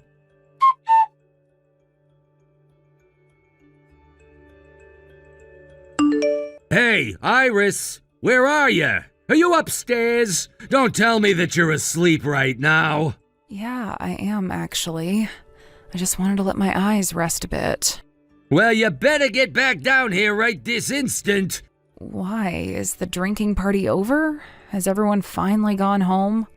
Of course we're not through here yet. We just don't have enough booze, and I want you to go out and get us some more, and some more snacks, too. Please, Barry, it's already so late at night. Can't you all just call it a night and end things now? I mean, don't some of them need to take the bus home? What happens if they miss the last one? There's still plenty of time. You have no idea what you're talking about. Besides, we're all already at our house, so there's no need to worry about that. Now just hurry up and go get us some more to eat and drink. Why can't you just come upstairs and talk to me? Why do you have to text me like this? How about because I'm pretty damn drunk and I don't feel like fumbling my way up the stairs? Is that good enough for you? Barry, I really don't want to go out and do any kind of shopping at this hour. Well, just what do you think you're doing going to bed like that anyways, huh? You were being way too lazy. You should have been checking in on us and making sure that we had enough to drink from the very start.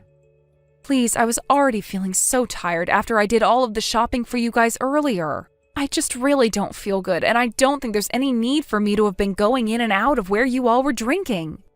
I'll just go in there when it's time to clean everything up. Iris, I'm ordering you as your husband to go out and buy me and my friends some more to drink. Do you understand? And go buy us a pizza or something while you're out. Actually, better yet, I want you to make something for us when you get back home.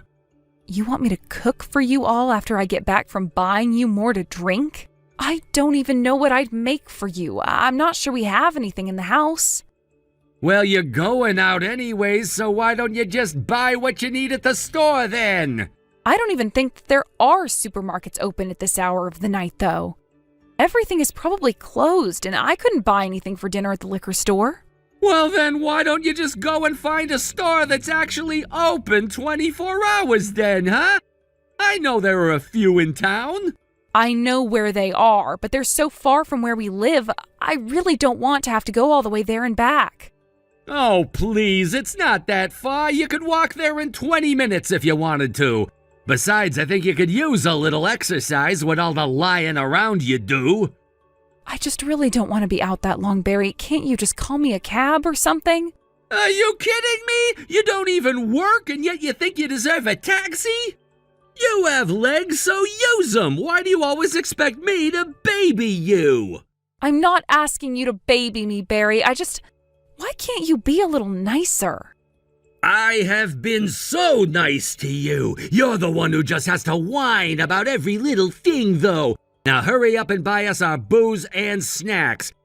I want some beer, maybe a bottle of vodka, some mixers, and I want you back home within the hour. Do you understand me?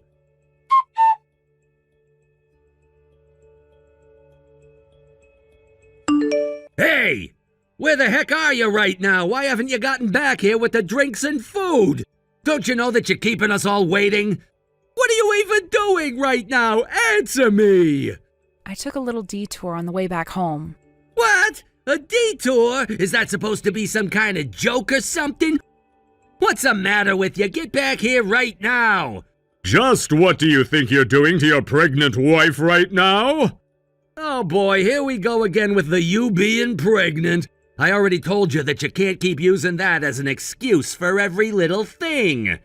I just can't believe you. I mean, I can't believe that I've hired someone like you to work at my company. Well, tomorrow I want you to report straight to the company president's office to explain yourself. Wait, what? Company president? What are you even talking about? Did you hit your head or something like that?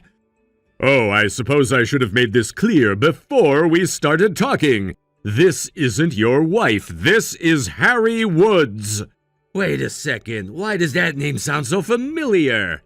I know your name and where you work. You're Barry from the planning department, aren't you? In fact, I know that all the guys you're hanging out with right now are also from planning. I figured there was a reason why I didn't like you at all, and now I finally know why. Wait, what? I'm confused. I still don't get what's going on here at all. I actually heard that this isn't the first party that you've subjected your pregnant wife to. Is this just some kind of hobby of yours or something? Wait a second. This can't be right. There's no way that you're Mr. Woods. This has gotta be Iris. Oh, come on. Why on earth would your wife even know the name of the person that you work under? No, I don't know what's going on here, but this has gotta be a lie. There's no way that my wife and boss somehow just bumped into each other. You do remember that you're already on thin ice from this August, right? When you presented your plan to the meeting, I told you that it looked like you had hardly worked on it. I really lost a lot of trust that I had in you then, and now I feel as if I can't trust you at all. But we can talk about this more tomorrow. No! This can't be happening! But there's no way that Iris would know about that meeting in August. So, this really is Mr. Woods? That's what I've been saying this whole time, hasn't it? I'm so sorry, sir. Please, I didn't expect you to be contacting me through my wife's phone is all. But may I ask just why you two are together? Actually, I just happened to be doing a little bit of drinking myself at a bar that a good friend of mine owns. Wait, you mean that you were out drinking tonight as well? Well, I was until I got a call, so I stepped out of the bar, and then I just so happened to see a pregnant woman walking around outside all by herself at this time of night. She was crying, and so I asked her if she was okay, and after that I learned that she was your wife of all people. So you were just calling out to a random pregnant woman on the street, and you had no idea who she actually was? Wouldn't anyone if they saw a woman crying alone on the street? And don't you care at all that your wife was in that position? Honestly, just how heartless can one man be? But she told me all about how she had been forced to go out and buy booze for you and your cohorts. It was only when she happened to mention the name of the company that you all work for that I was finally able to start piecing the whole story together. I see. Well, first of all, I'm so sorry that my wife tried to get you involved in our problems. I don't think that this is just a problem between you and your wife. I think this is just a you problem. How could you treat your own wife like this? Even if she wasn't pregnant, this would be just horrible.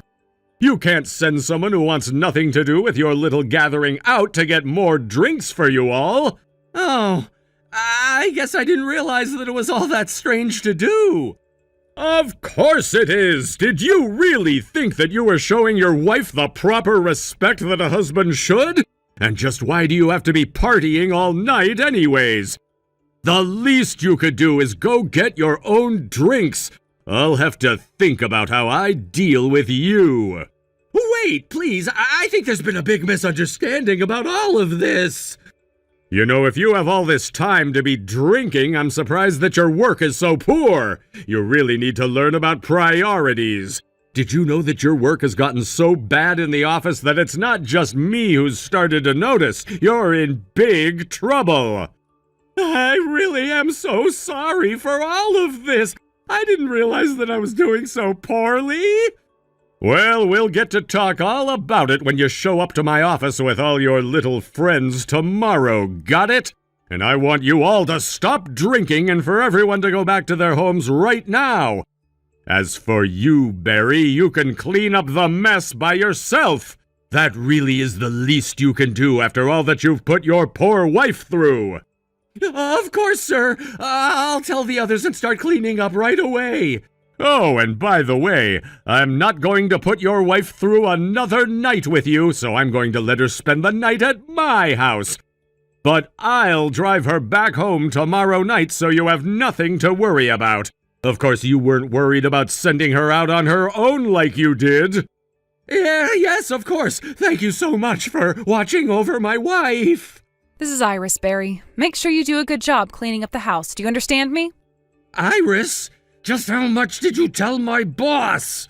Oh, you don't need to worry yourself with that. After all, you'll find out at work tomorrow. Besides, you need to be focusing on getting the house clean right now.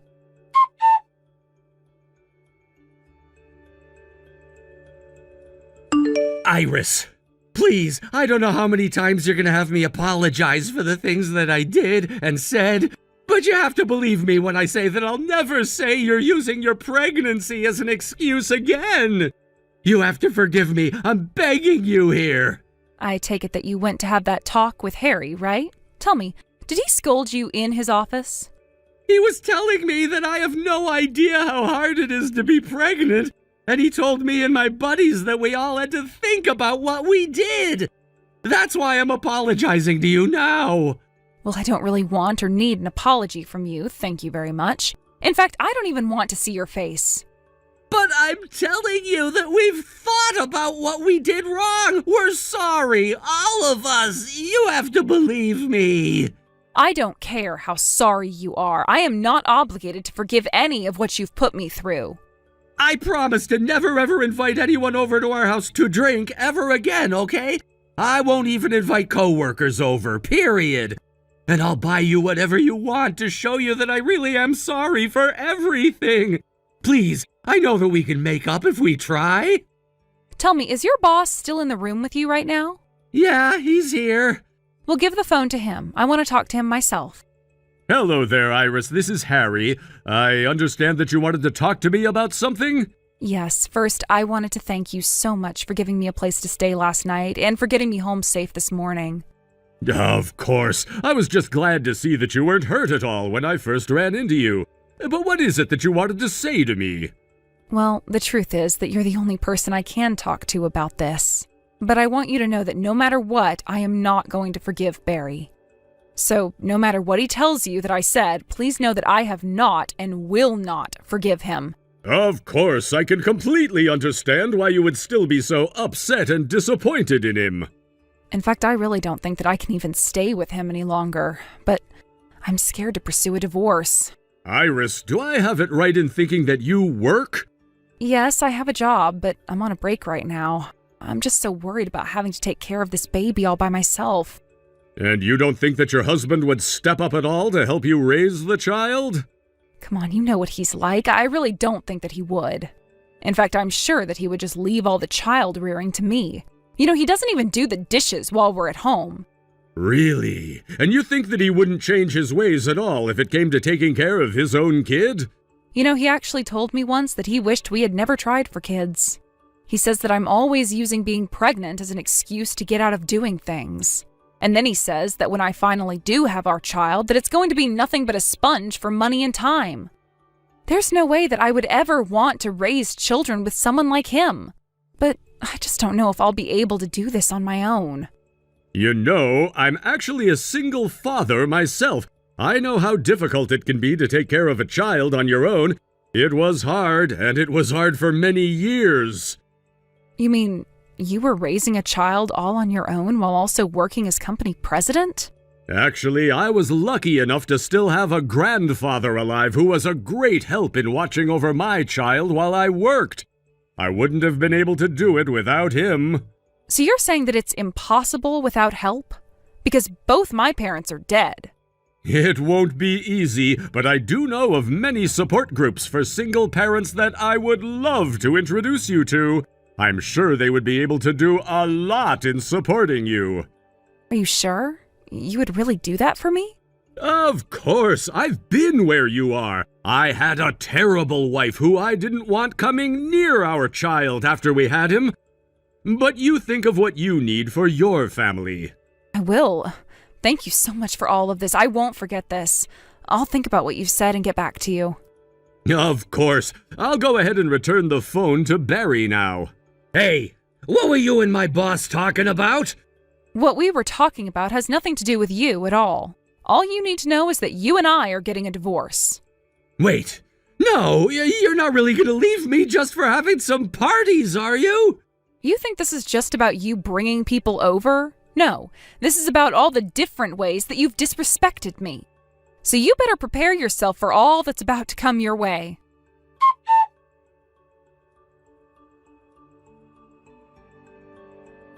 After that, I moved out of the house and had my child all by myself.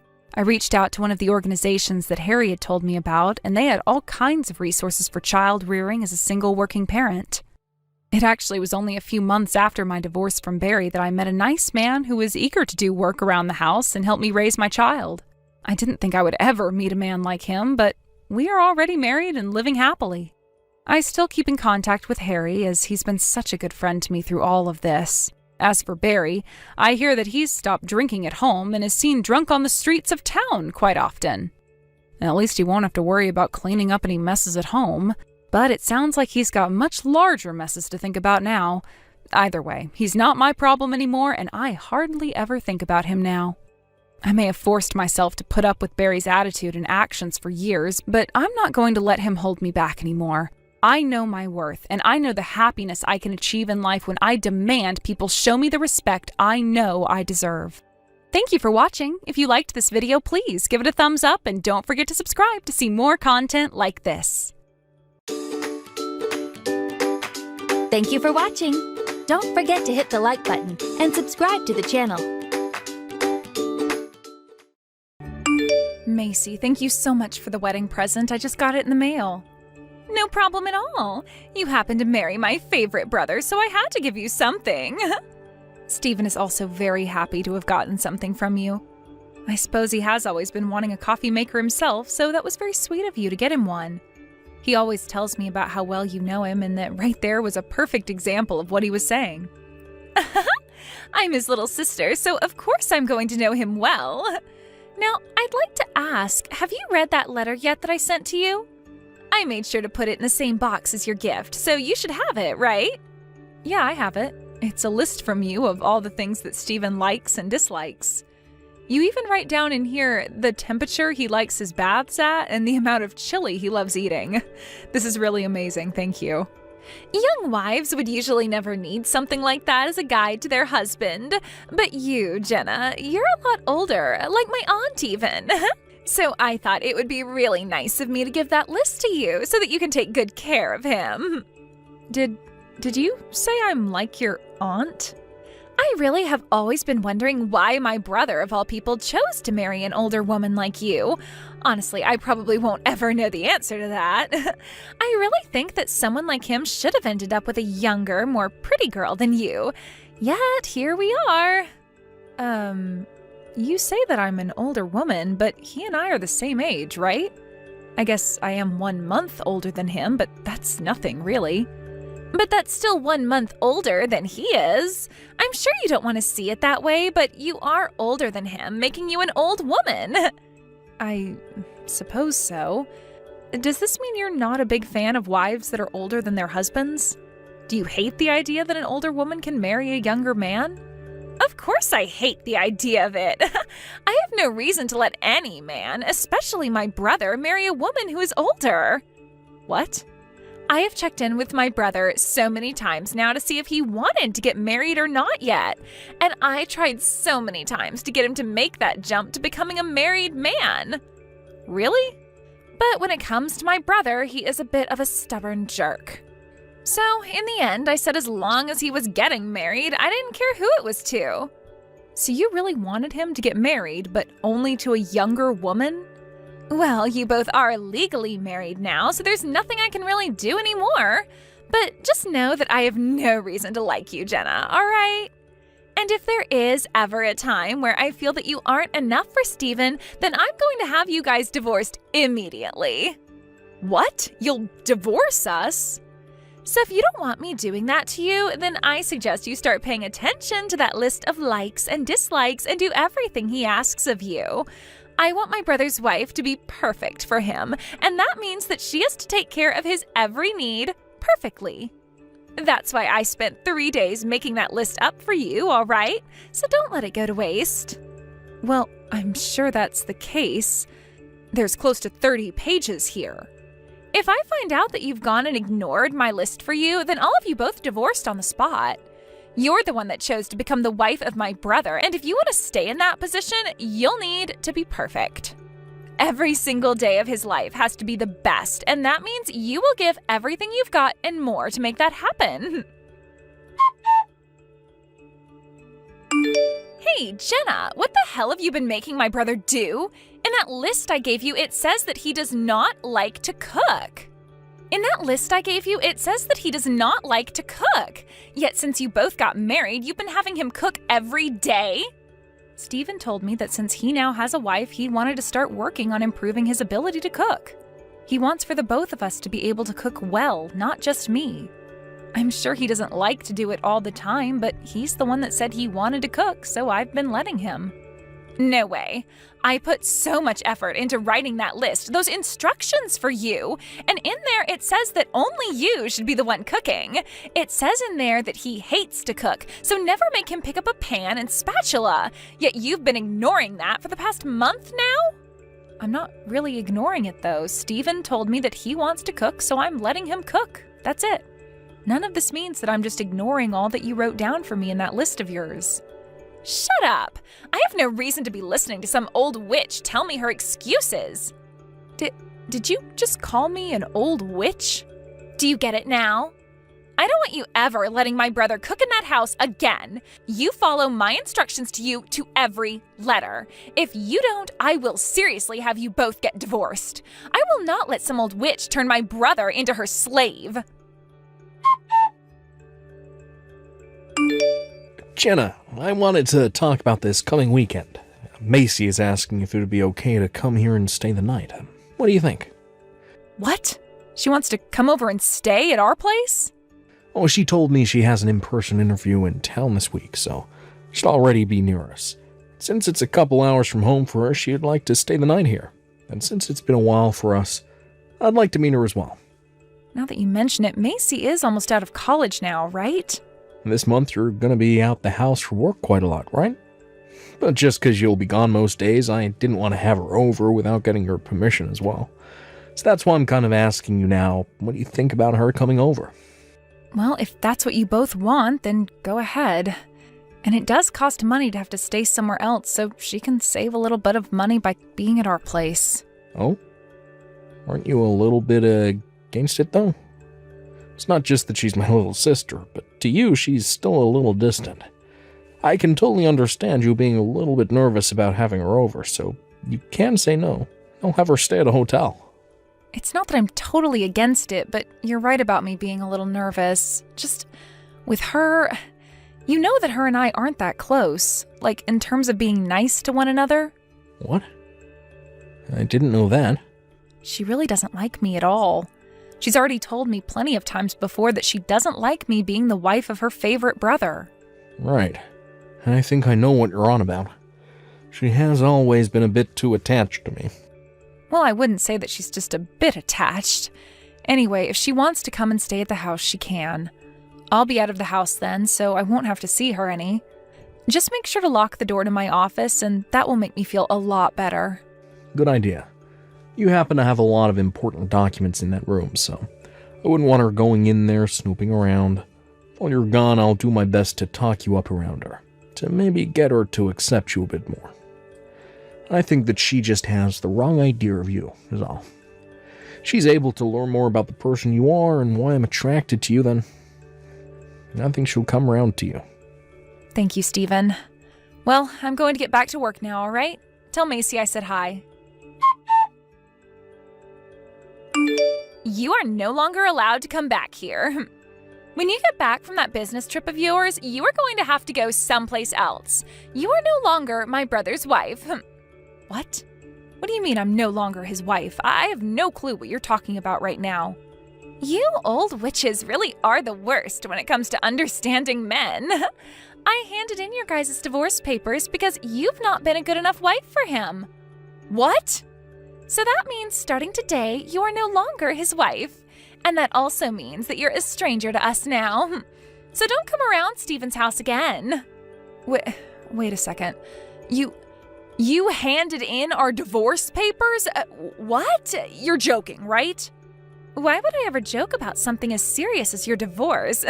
I just got back from the courthouse a second ago. What? Why would you do something like that? I get that you don't really think of me as the most amazing person, but handing in your brothers and my divorce papers without talking to us about your problems first? I know for a fact that you have not been following that list I sent for you word for word. When talking with my brother about you, he told me he's still doing the cooking a lot of the time. And what's worse than that is that recently you've been having him do some of the cleaning in the house as well.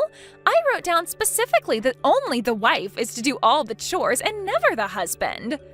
Stephen has been saying that he wanted to cook, so I let him. And when it came to the cleaning, he's been doing it without ever telling me. He told me that after getting into cooking, he's also wanted to learn about cleaning. I think this was all a great chance for him, so I've let him go at it. I've not been forcing him in any way to do all of that, and I'm still doing my fair share as well. Shut up! No matter what the situation is, I do not want my brother doing any chores. When he was back at my parents' house, he always hated cooking and cleaning. Now he doesn't even look like my brother anymore, doing all these things that you're supposed to be doing. Why are you getting so upset that he wants to do chores now? You know why? I don't want my brother becoming a better person for any other woman besides myself.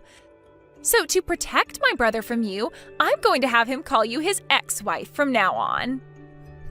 Don't tell me that you came to our house to stay because of a lie. You're in town right now for a job interview, correct?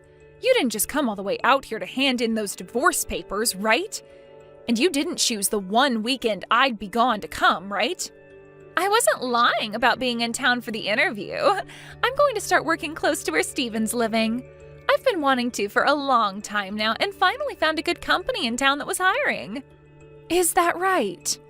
Now, I haven't officially been offered the job yet, but I know I'm getting it. Today was the first day of me interviewing, and it's going to be my last. Because that job is mine, and I know it. I'm going to be working in IT at a company that's relatively young and has a lot of good words surrounding it. I think this is going to be the perfect company for me. A company near our house that's been hiring people to work in IT? Is this Green Plus? I'm surprised you knew that. I suppose some old people like you do know a thing or two about the current world. Well, this company is going to be huge for me and will bring me lots of money. I cannot believe it. Could this actually be happening right now? And what makes this all the more merry for me is that I've gotten you away from my brother. I think once spring comes to an end, I'm going to move in with him and start working full-time here. I see. So you had us get a divorce and plan to take my place in the house? That's why you don't want me coming back now. You'll be able to live with your favorite brother once again. And all it required was for you to do something so out of this world. This wouldn't have had to happen had you just obeyed what I had written down for you. Then I would have refrained from divorcing you both. But this is what you deserve for thinking you could be my brother's wife. What? The old witch will never be coming back to us again. You are nothing more than a stranger to us now. You were never going to make it as his wife anyway. Well, you can kiss that job of yours goodbye then. Huh? Since you seem to think getting a divorce for two people you don't find match well is all right, then I'm sure you're fine with me doing the same to you, right? And I don't believe that you're a good match for my company. So at this moment in time, you are no longer going to be given that position in IT. Wait a second here. What do you mean, your company? And you think you can take away the job I'm getting? You have no reason to be able to do that to me. You don't think so? I guess I don't have a clue what I'm doing then, since I'm some old witch, right? Perhaps even though I happen to have many more years of experience than you think because you're younger, you know better? What did you say? The company that seemed to be interested in hiring you, Green Plus, well, that happens to be the company I own. So in other words, I'm the CEO of it, and my word is law. So I can make sure you never come into my company, no problem. Huh? You're telling me that the company wanting to hire me is your company? Don't say it like that. You have no idea who we were thinking of hiring here yet, all right? Did we ever call you back saying you got the job? No. Today was the first day of the interview process, and that's it. We still have a lot of things to look through before we actually make a call on who we want. You say that, but I know the interviewer was very impressed by me and wants me to work there. And I was already told that if asked to interview, that pretty much means I've already gotten the job. That's what was written online. There is no way the company doesn't want me and hasn't already put me on the payroll. You are right that getting to an actual interview does mean that the company is more interested in hiring you, but that doesn't mean you have the job in the bag yet. Not at all. You will get a call from us saying whether we want you or not, and you haven't gotten that call yet. Now, to be honest, I'm actually glad I get to do this to you because there was only one other person interviewing, and it was hard to make a choice between one of you during the first interview. But now you've made that choice very easy for us. No way. I don't believe a thing you're saying about me. You are actually a CEO? And the CEO of Green Plus? There's no way that could be true. No way. And I was just as surprised as you are right now when you said you had interviewed at my company. But no matter how much you don't want to believe it, this is all the truth. Actually, when you went in to have your interview, the CEO wasn't in the office, right? Yeah, I was told that she's on a business trip right now. Do you remember who else is on a business trip right now? That's me. I never really like to talk about how I'm the CEO of a company because you'll start to attract all kinds of unwanted people. And when I first introduced myself to you, I only stated that I work for an IT company. So you never knew about my position in Green Plus or that I even work there. But now you do, and it all makes sense because Green Plus is in fact an IT company. So go ahead and keep trying to deny the truth, but that won't save you anything in the end. but that's a lie. To be honest, I never really cared about you being so in love with your brother. But the fact that you just told me you had us divorced is something else completely. I will not have someone like you in my company. Who knows what other terrible things, unthinkable things you'd do in the office? And I'd be allowing all that if I hired you, and I'd have to pay you? No thank you. So that's why in the next couple days I'm going to let HR know that you are no longer being interviewed. Now, with that being said, you have failed your job interview and can go back home to your mom and dad. Jenna, I heard what happened from Maisie. That idiot went and handed in divorce papers for us without saying a thing. That's what it looks like. I'm sorry, but both you and I are no longer husband and wife. Well, you don't have to get too worked up over it. They actually went to the courthouse the moment she told me and asked about it. They told me they hadn't processed the paperwork yet. Actually, they couldn't because they didn't have any way to verify if the papers were really ours, and so they put them on hold. Really? Is that right? They explained to me everything about the divorce process, and I went and told them to throw all the paperwork away. So, we are not divorced. When you're done with your business trip, you can come back home and there won't be any problems. Thank you so much for doing that, Stephen. But even if we aren't divorced, we still have the problem of your sister. To think she'd actually do something as insane as that. I'm so sorry about her. Even I'm speechless that my own little sister could do something as stupid as that. That's right. To you, she's always tried to be this sweet little girl that you'd never be able to hate. Actually, before having that divorce paperwork thrown out, I asked them to let me have a look at it. When looking at it, I could tell whose handwriting that was, so there's no denying that Macy was the one who filled it out and handed it in. I don't want to believe it, but I have to. I feel just so awful inside right now. Like, what should I do about this? Has your sister always been that crazy about you? I think it's a great thing for siblings to be close and love one another, but the way she is about you is not healthy. To be honest, that girl has no friends. Macy's always had trouble bonding with people. And since I was always around her ever since she was born, I guess she just assumed I was her only friend, and that was good enough for her. Over time, she completely gave up on finding any friends and told me I was the only friend she ever wanted to have. Now that you mention it, I never hear about any stories of her with any friends.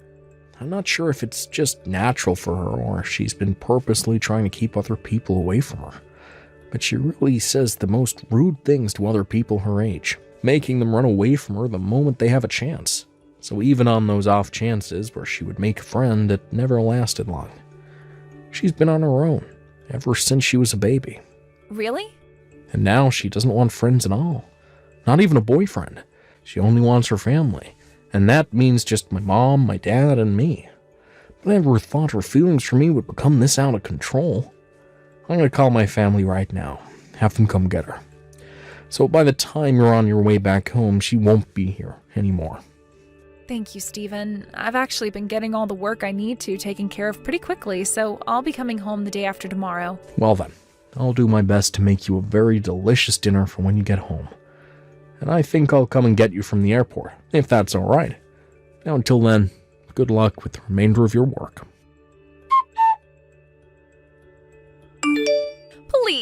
Please let me join your company.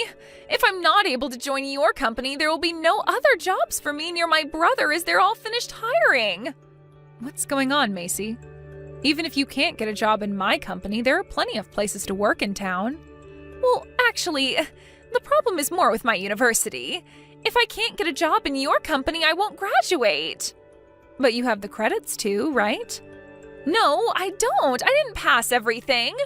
So I was hoping I'd get the job before the graduation and then would be able to drop out of school and still have a job lined up. But if you're not going to hire me, then I'm going to have to take another semester. Wait, really? The only reason I failed one of my tests is because I ended up getting really sick. And so during my time out of class, I totally forgot about the test and never asked my professor to schedule a different day for me. But the only reason I forgot to do anything about it is because I don't really have any friends here to remind me of that kind of stuff. I tried talking to the professor about it, but he told me that it was already too late and that he would have to give me a 0 on it.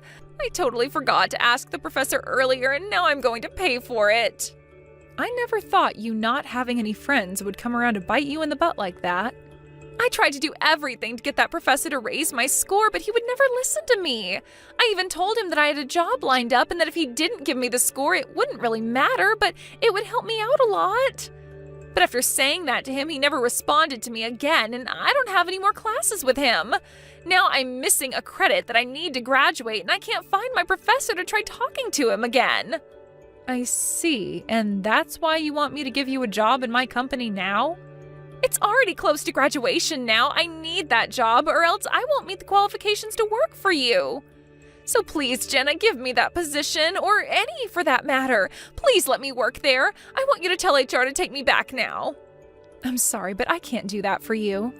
I made sure you were never hired because I don't want you in my company. And with a reason like that for wanting me to hire you, no way. This is all your own dang fault, so good luck. What do you mean it's all my fault? This is going to cost your cute sister-in-law her future. Oh? Who is this cute little sister-in-law you're talking about? I don't know anybody like that. Huh? Macy, you're not cute to me, and I barely think of you as my sister-in-law. I mean, you were the one that tried getting me divorced from your brother, all because you don't like me, right? I don't want to help anyone that thinks doing something as crazy as you did was okay. But the divorce never went through in the end, right? So you don't have to be so upset about that now.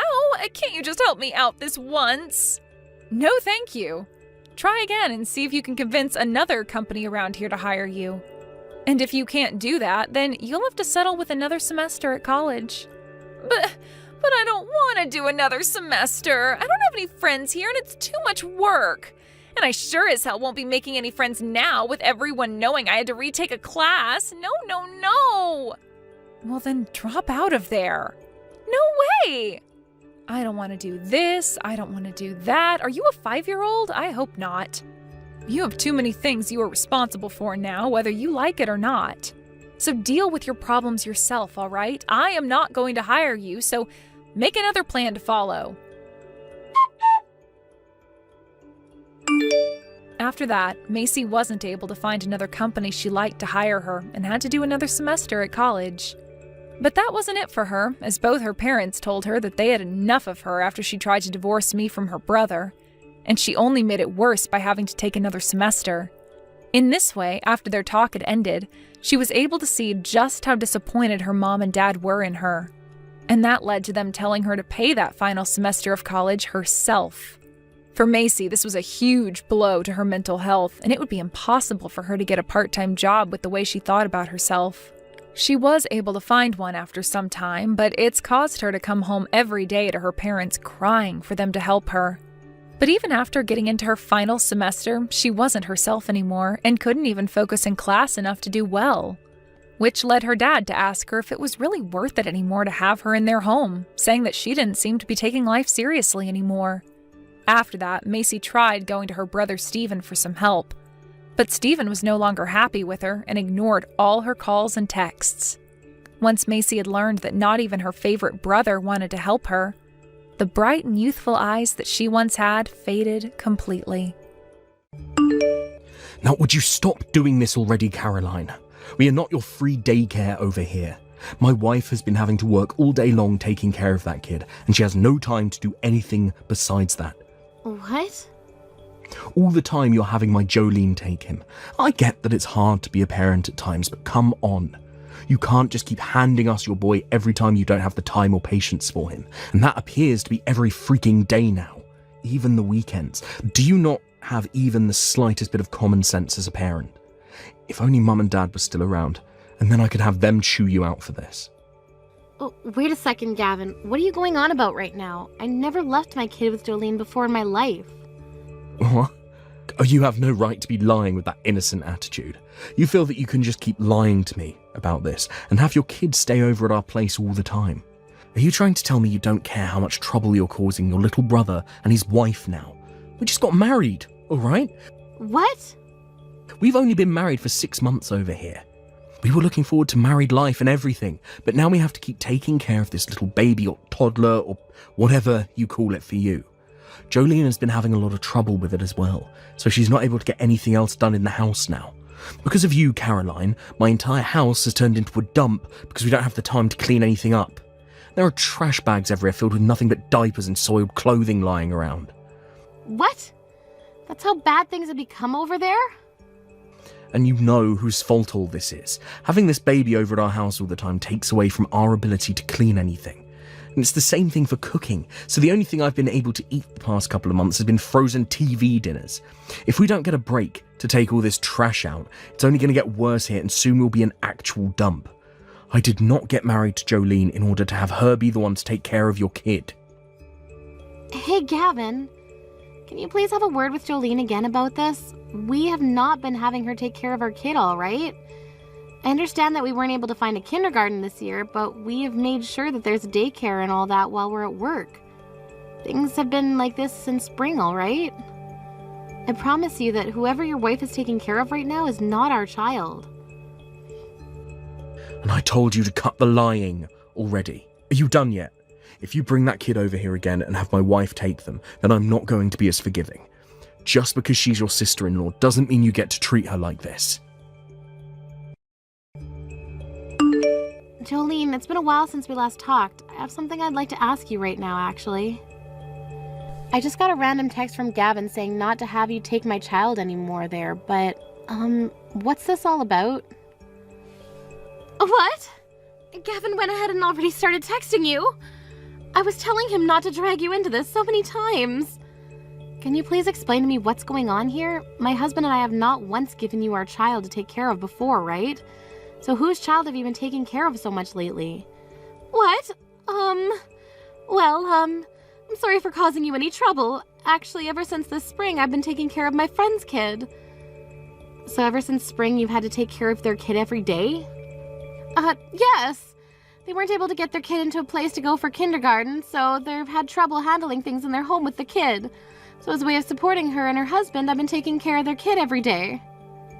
That's very kind of you, but because of that, you've started to cause a lot of problems for your own marriage and household, right? From what Gavin has told me, the inside of the house is full of garbage now, and neither of you have been able to cook any.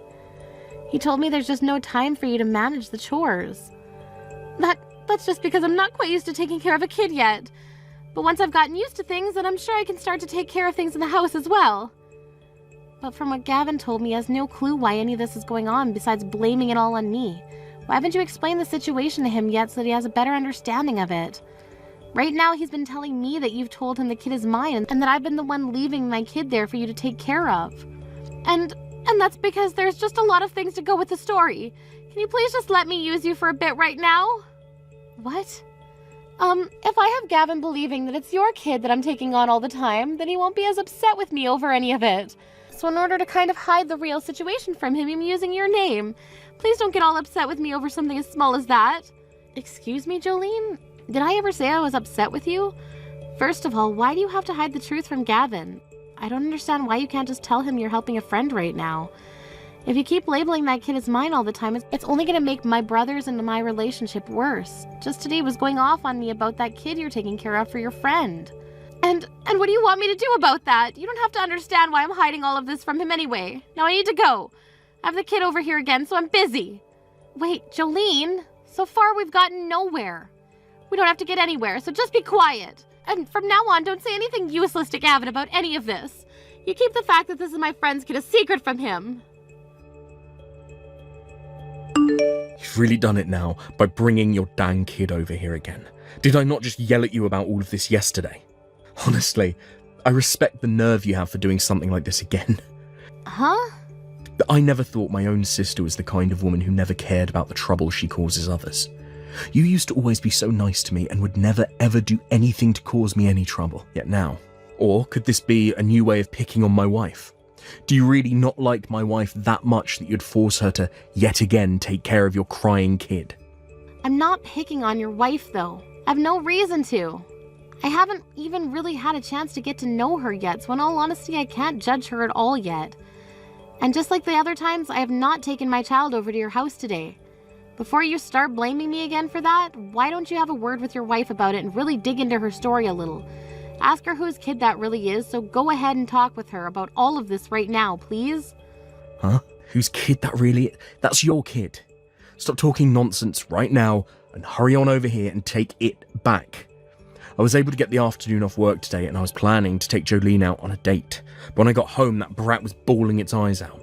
And I have no idea what that's all about, right? You can't just say that about your own kid. You've been leaving your kid over at my house every day for so many months now, alright? Was it that hard for you to give up your job after having the baby so that you can take care of it yourself? If you're required to work that badly, then maybe you shouldn't have had a kid in the first place, you moneyless lowlives. Excuse me? Who did you just call poor and a lowlife? I'm calling you and your husband that. You two low-life losers. That's why I was warning you before about this. I told you that marrying a factory worker like him would only lead to a future of nothing but hardships. Yet you never listened to a word I said, and still married that dirty and moneyless factory worker anyway. And then you two idiots made a baby together. Now don't have any money to support it with, right? You! Stop calling us lowlifes right now, Gavin! And you stop talking crap about my husband and his job right now. I've told you for a long time now to stop talking poorly about us, all right? What? I'm not making fun of his job or anything. I'm just saying that he works a job where he has to get covered in filth all the time, sweating and smelling like a pig, just to come home with only some pocket change. What did you say? He's really such a shameful husband, isn't he? He's that old now, yet all he can do is work in a dirty factory. I'm sure he barely has any money in his savings, so compared to someone like myself, working for a major office here in town, he's nothing. And that's why you have to work as well in the relationship, because he doesn't bring in any meaningful amount of money. He really is such an embarrassment to men. I'm not gonna listen to this anymore, you dickhead. Do you ever talk about my husband like that when you're the one being played again? Hey. I'm the one that shouldn't have to listen to you, you cunt. But right now, Jolene and I are victims that have been wrapped into my low-life sister and her husband's problems now. Perhaps it was all a lie about you never being able to find a kindergarten for the brat. You both just can't afford to send your kid there right now, and that's why you have to rely on Jolene and I. Huh? I mean, your husband is at a factory, right? If he was working an office job like myself right now, he'd have the money to pay for your brat to go to kindergarten, right? But you two moneyless losers don't even have the money for that. Not only have you not been listening to anything I tell you, but now you're just going to start assuming we're people like that. I can't hold my tongue anymore. That's how I'm feeling right now. If you can't even pay for a babysitter to take care of your little brat, then you shouldn't be having kids at all. This will only mean that in the future your kid's going to live a very terrible life with you both. I feel so bad for the little runt. Having to be raised in the slums with you two means he'll never amount to anything either in life. Huh? Alright? This is my last time telling you to take that brat home. It's totally screwed up of you having your sister-in-law and I take care of that kid for so dang long now. We're not going to be taking care of some poor couple's little brat any longer. Are you aware that my child is a girl? What? So would you go freaking talk to your stupid wife about this already instead of belittling and blaming your sister and her husband? Right now, my husband and I have been doing all we can to take care of our cute little girl. We would never in our entire lives have someone like you who thinks it's okay to talk down to others like that. Take care of our very important little girl. Wait a second. What? Your kid is a girl, is that so? So you don't even remember the gender of your older sister's kid? You must be so exhausted from having to work as a paper pusher in that office all the time and have forgotten a lot of things.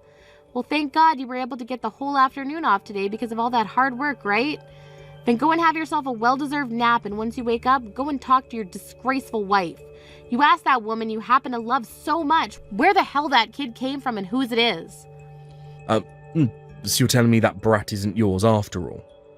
That's what I've been saying this whole time, you dickhead. Now you two figure out that problem yourselves.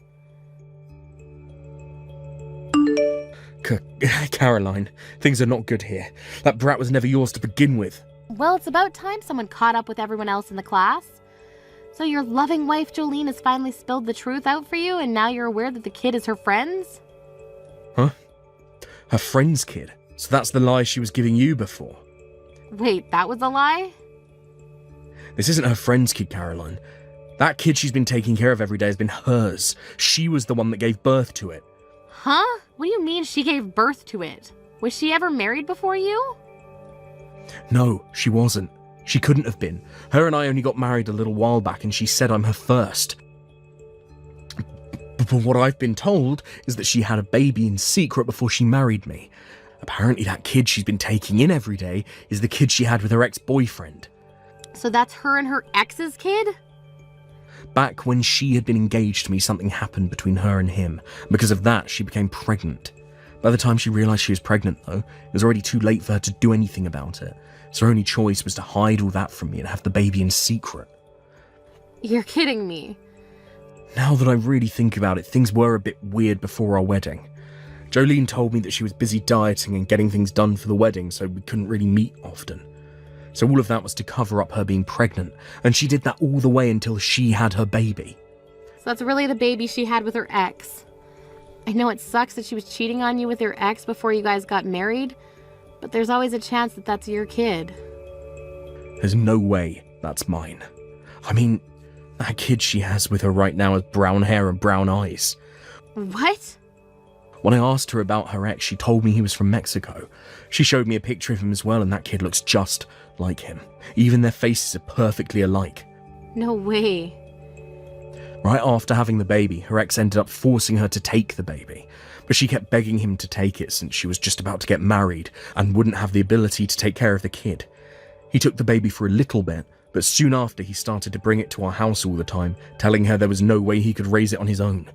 That's why she's been having to take care of the kid during the day, while she has her ex take the kid home with him at night. And to keep that all under wraps, she told me it was just her friend's baby. And to you, she kept saying it was your older sister's baby. Caroline, what should I be doing here? Right now, Jolene is crying and begging me not to divorce her, and she wants us to take the kid for good. She said there is no reason to give her baby back to that ex of hers anymore. She wants the two of us to raise it. Isn't that great, though? You happen to work for a major office, like you said, so you wouldn't be troubled by having to pay for one kid. It's just one little boy, right? What are you talking about? I have no relation to that kid at all. And while engaged to me, Jolene was going back to have sex with her ex. You really think I can take care of that kid when it has her ex's DNA in it? Then why not get a divorce? If you don't want the kid, that's your only other option. Don't say something like that so easily. We only just got married half a year ago. I've gotten a lot of gifts and money from all of my friends and co-workers. If I divorce her now, and over a reason like that, I'm going to be embarrassed for myself forever. Why is all that pride getting in your way right now? Well, it has nothing to do with me. So because of that, you can leave me out of your mess and settle it between the two of you. I'm going to get back to work. Hey, hold on a second. Your little brother is in a lot of trouble right now. This is not the time for you to be getting back to work. I really do feel bad for you, but to be honest, I don't want to care about your situation anymore. What? I'm tired of having to be involved in something I have nothing to do with. I tried so many times already to tell you that the kid was not mine. You never even bothered to listen to me. And what really soured things between you and I today is the fact that you started talking poorly about my husband and his job. Yet you have not once apologized for any of that yet, and that's why I really don't care about you anymore. Yeah, that was... Well, right now I don't want to hear your apologies. I'm not in the mood to forgive you. I understand completely now how my little brother thinks about his older sister and her husband. Now I need to get back to work here in order to take care of my moneyless, dirty factory worker husband. Please, Caroline, do you think you could please take care of my kid and keep him over at your house for a little while? What? If you can do that for me, you'll be able to raise both a boy and a girl. They happen to be close in the same age, so it'll be like raising twins. All right? So you'll take him, right? Wait. No way in hell. Who the hell wants your kid? Either you get my brother to calm down and take care of him with you, or you guys get that divorce and you handle him yourself. I don't like either of those options, and that's why I'm asking you to help. Please allow me to get your help with this as well. Excuse me?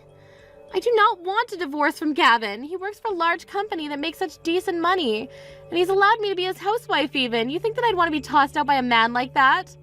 I was assuming that you were into your ex more than you were into Gavin, so why not go back to him? My ex is a bastard. He never actually bothers to get himself a real job and instead just bums around for money. And whenever I'm around him, he's always asking me for money. That's why I chose Gavin and got married to him. Then why were you cheating on Gavin with your ex? Had you been faithful to your fiancé at the time, then you never would have ended up with that kid. And that would mean you wouldn't have had to worry about a divorce from Gavin right now. I had no choice at the time, all right? His face is way too good for me to pass up.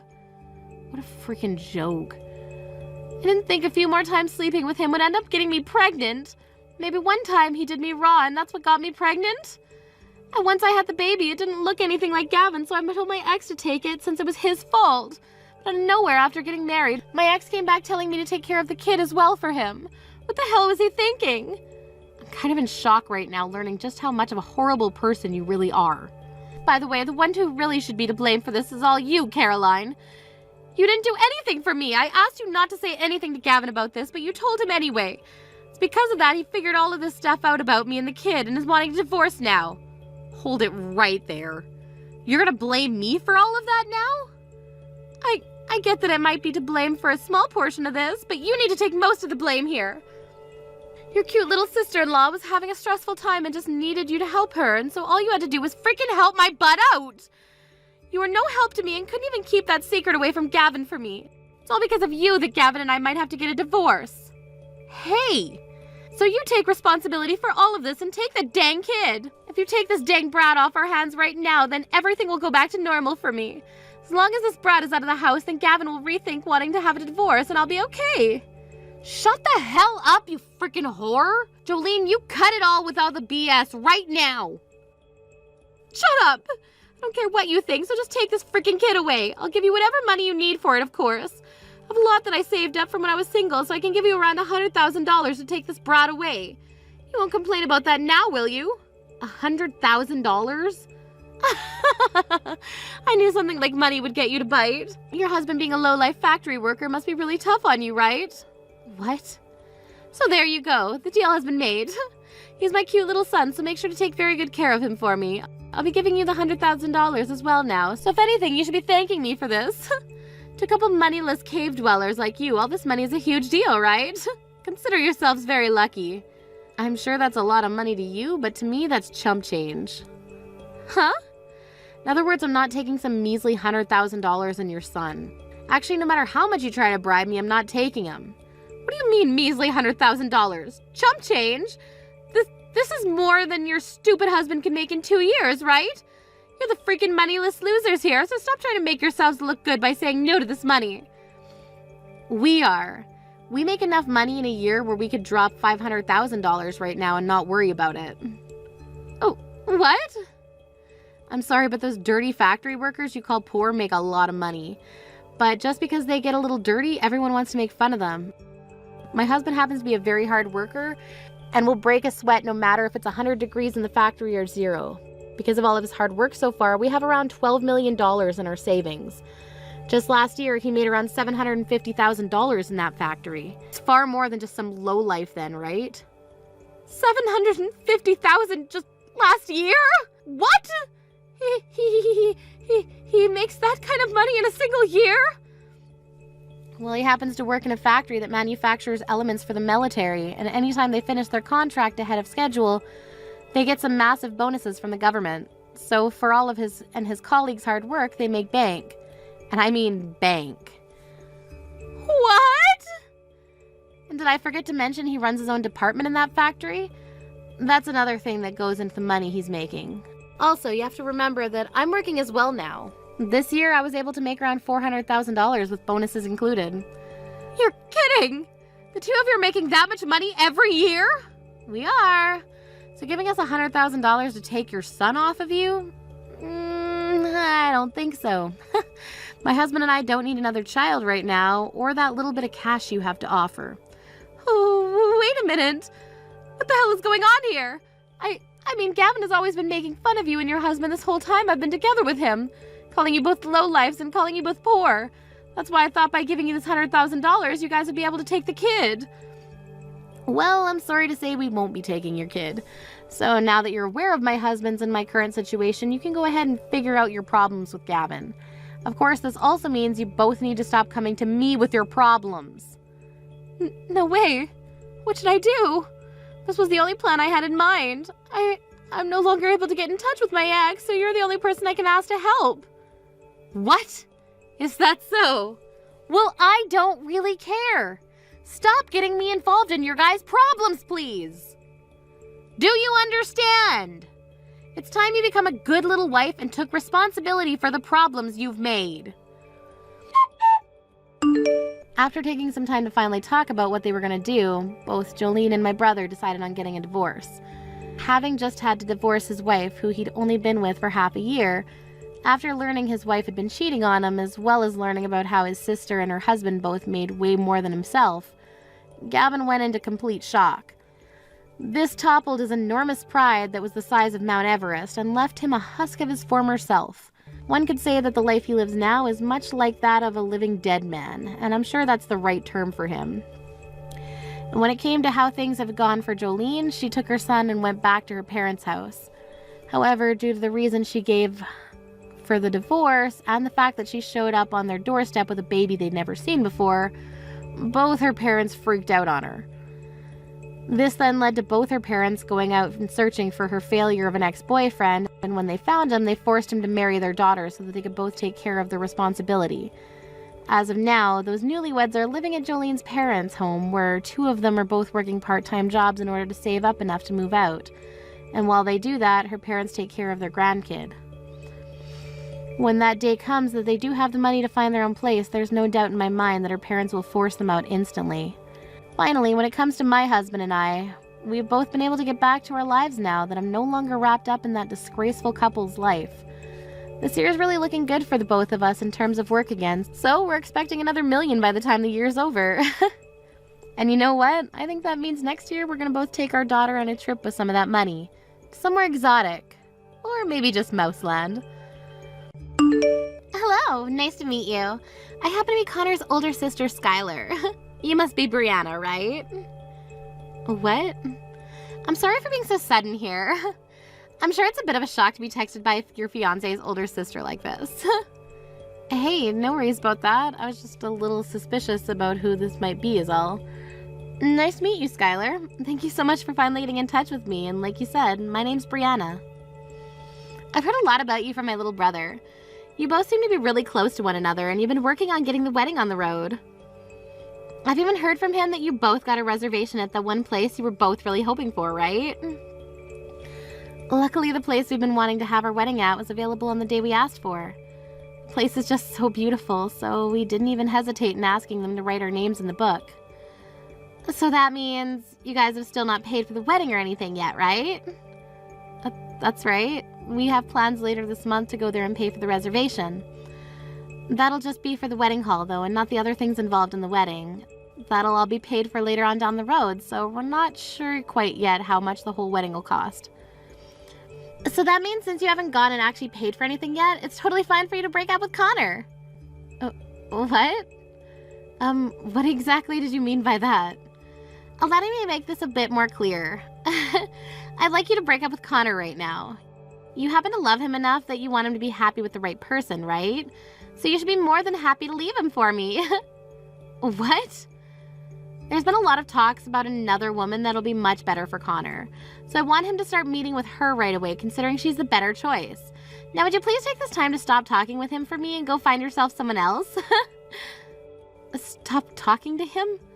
Right now, Connor and I are engaged, okay?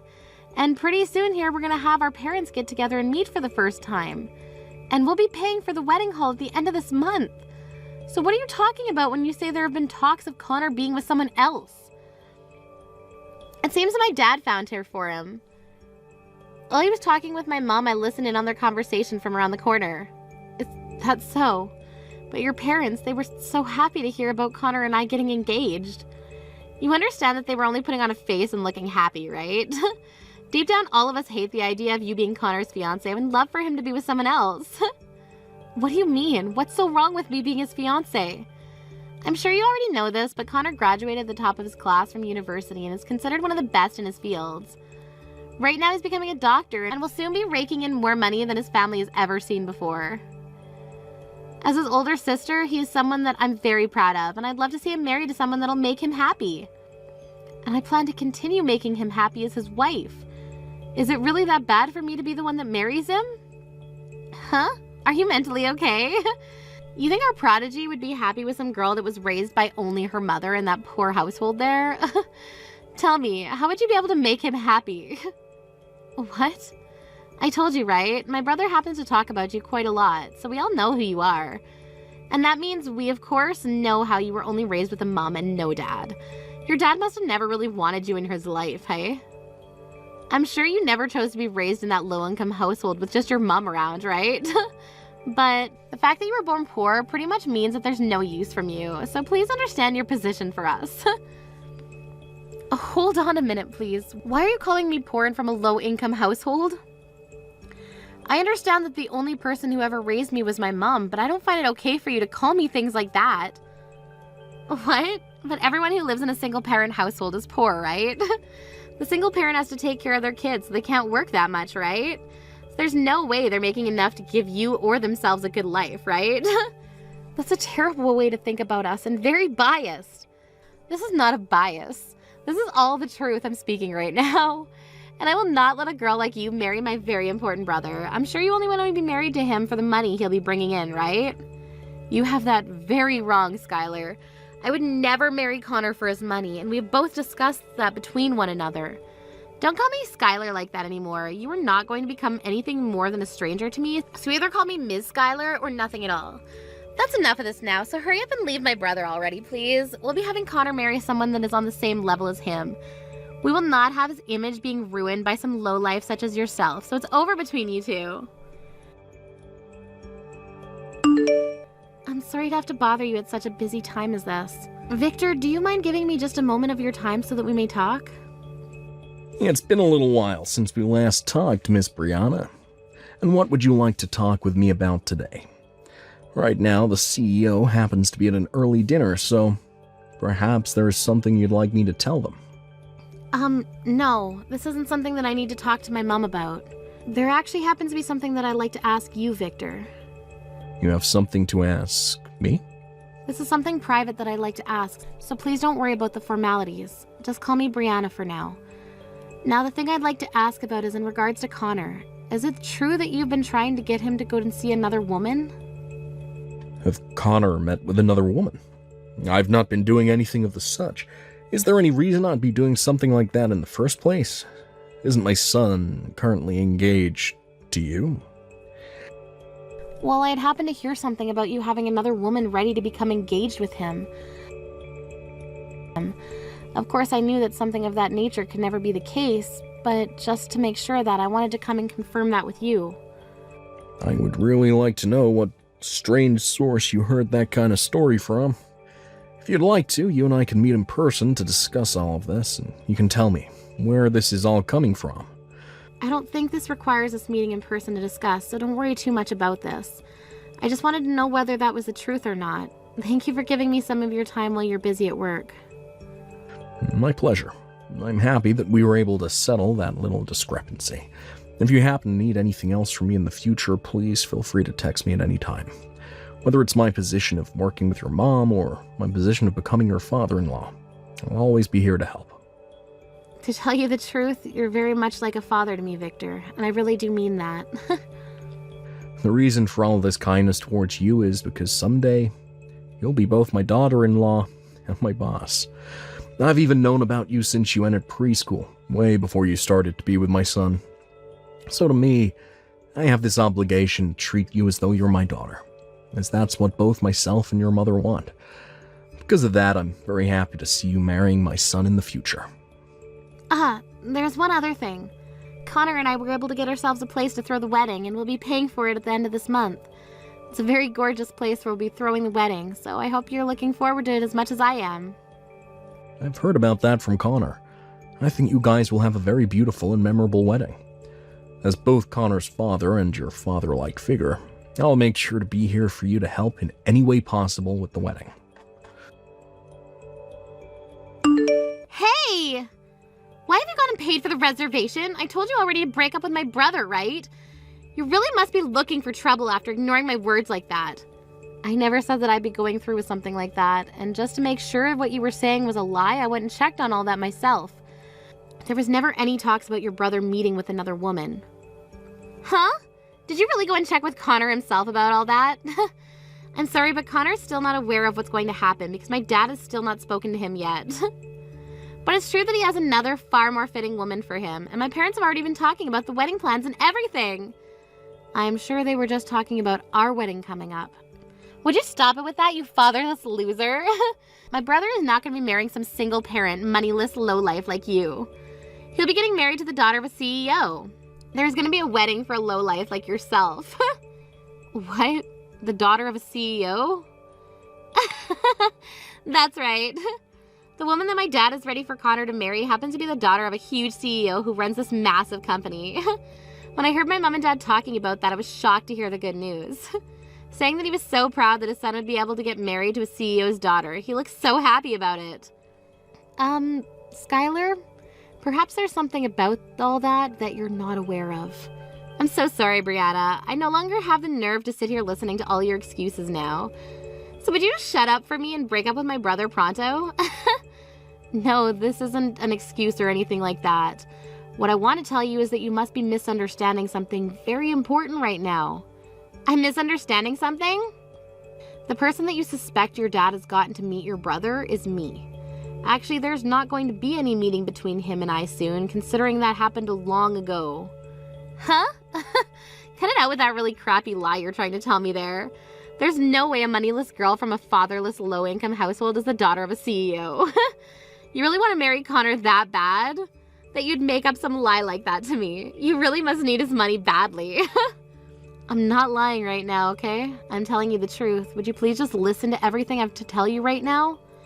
I understand that you want to try everything to get with the man you can leech off of for the rest of your life, but I'm not going to bother you with you any longer.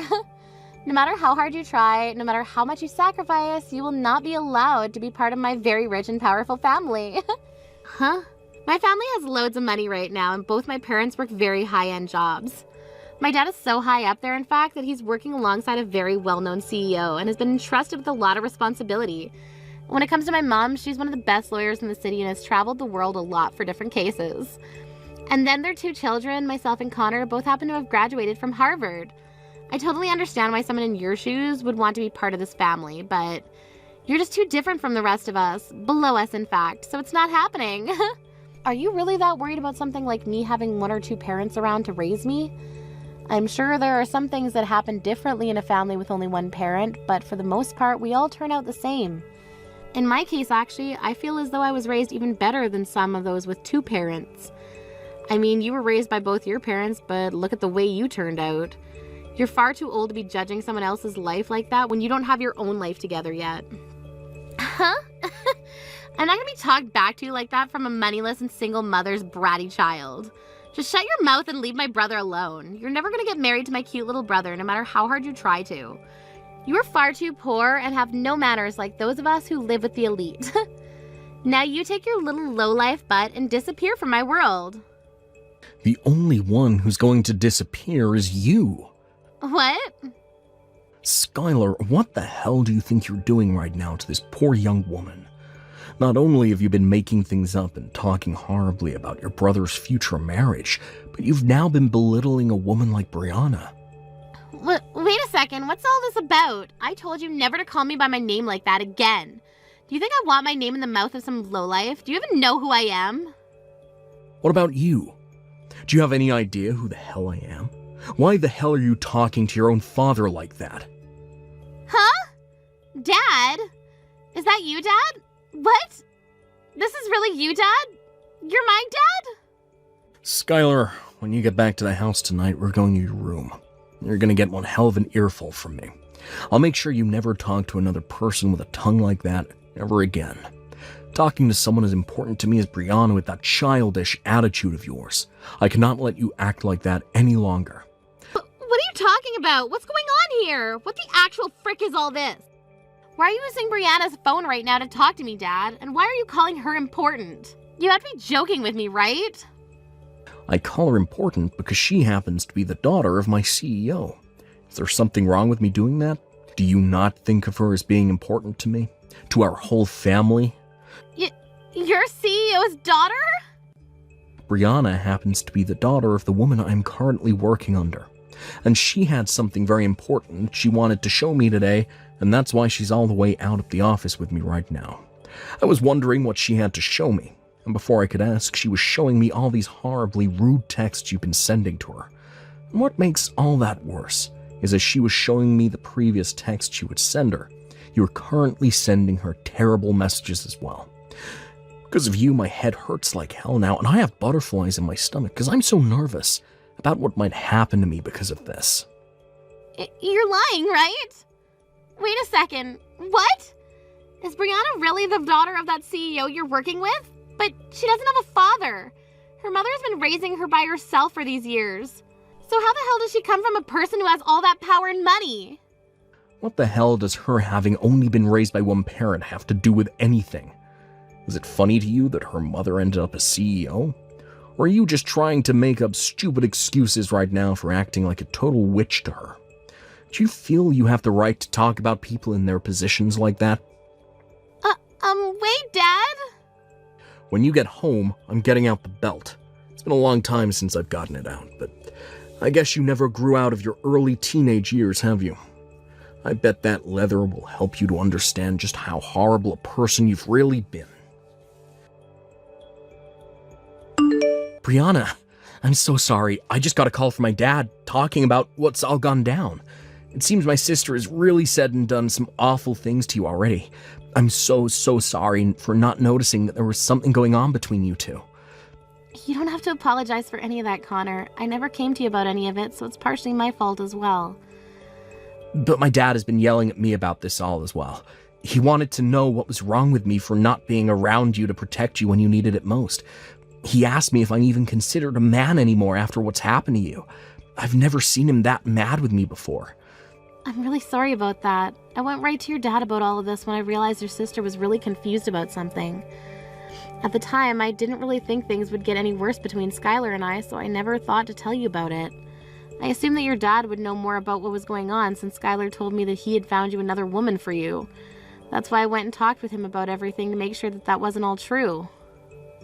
I think you have a good point, but next time, make sure to tell me things like that as well.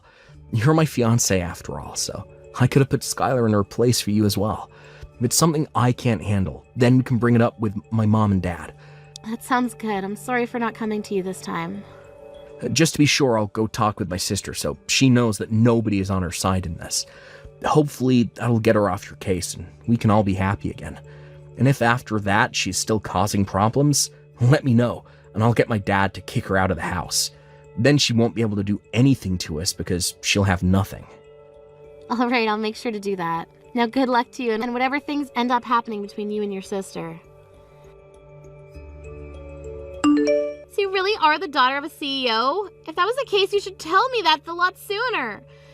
Because of you hiding all that from me, my dad and Connor are both very angry with me, and now they're kicking me out of the house.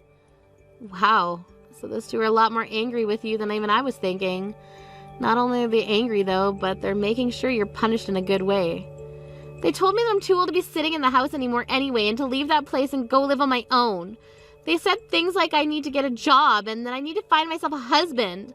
How could they expect me to do any of that when I don't have a job? Wait, you still haven't found yourself a job yet? I was raised by only one parent, yet I made sure to get out of the house early and get myself a proper job. Shut the hell up! When you're as amazing as I am, it's hard to find a job that deserves you. If the workplace even has one idiot working in it, it's not a good enough place for me. I see. But I think it's kind of important for you to find some kind of work and then go live by yourself for a while. I've been on my own completely since I graduated from college, and doing so has taught me a lot of things I never learned there. And if anything, it taught me to be thankful for all the things my mom did for me growing up. So I recommend you try it. I'm not going to take any recommendations from you. I don't want to live on my own, ever. I like living in my parents' house where every day there's delicious food being served to me without having to put in any effort. If I'm gonna have to be kicked out of that house now, then I'm gonna make you take care of me. I'm gonna make you take responsibility for everything that's happened for me. What? So you want me to be the one that takes care of you from now on? You can at least find me a new home to live in. So either I take you in or I find you a new place to live? That's right. This is all your fault after all, and no cheap places if you chose a new home for me. No apartments under $2,500 a month. Honestly, I need to be living in a high-rise apartment, if you go that route, above the 15th floor. Don't you dare start complaining about all of this. I hate the idea of this, but it seems like you're gonna marry my brother. So, in other words, that makes me your sister-in-law. And that means you cannot talk back or complain to me about anything I ask for. The only thing you're allowed to do is listen to me and then do it.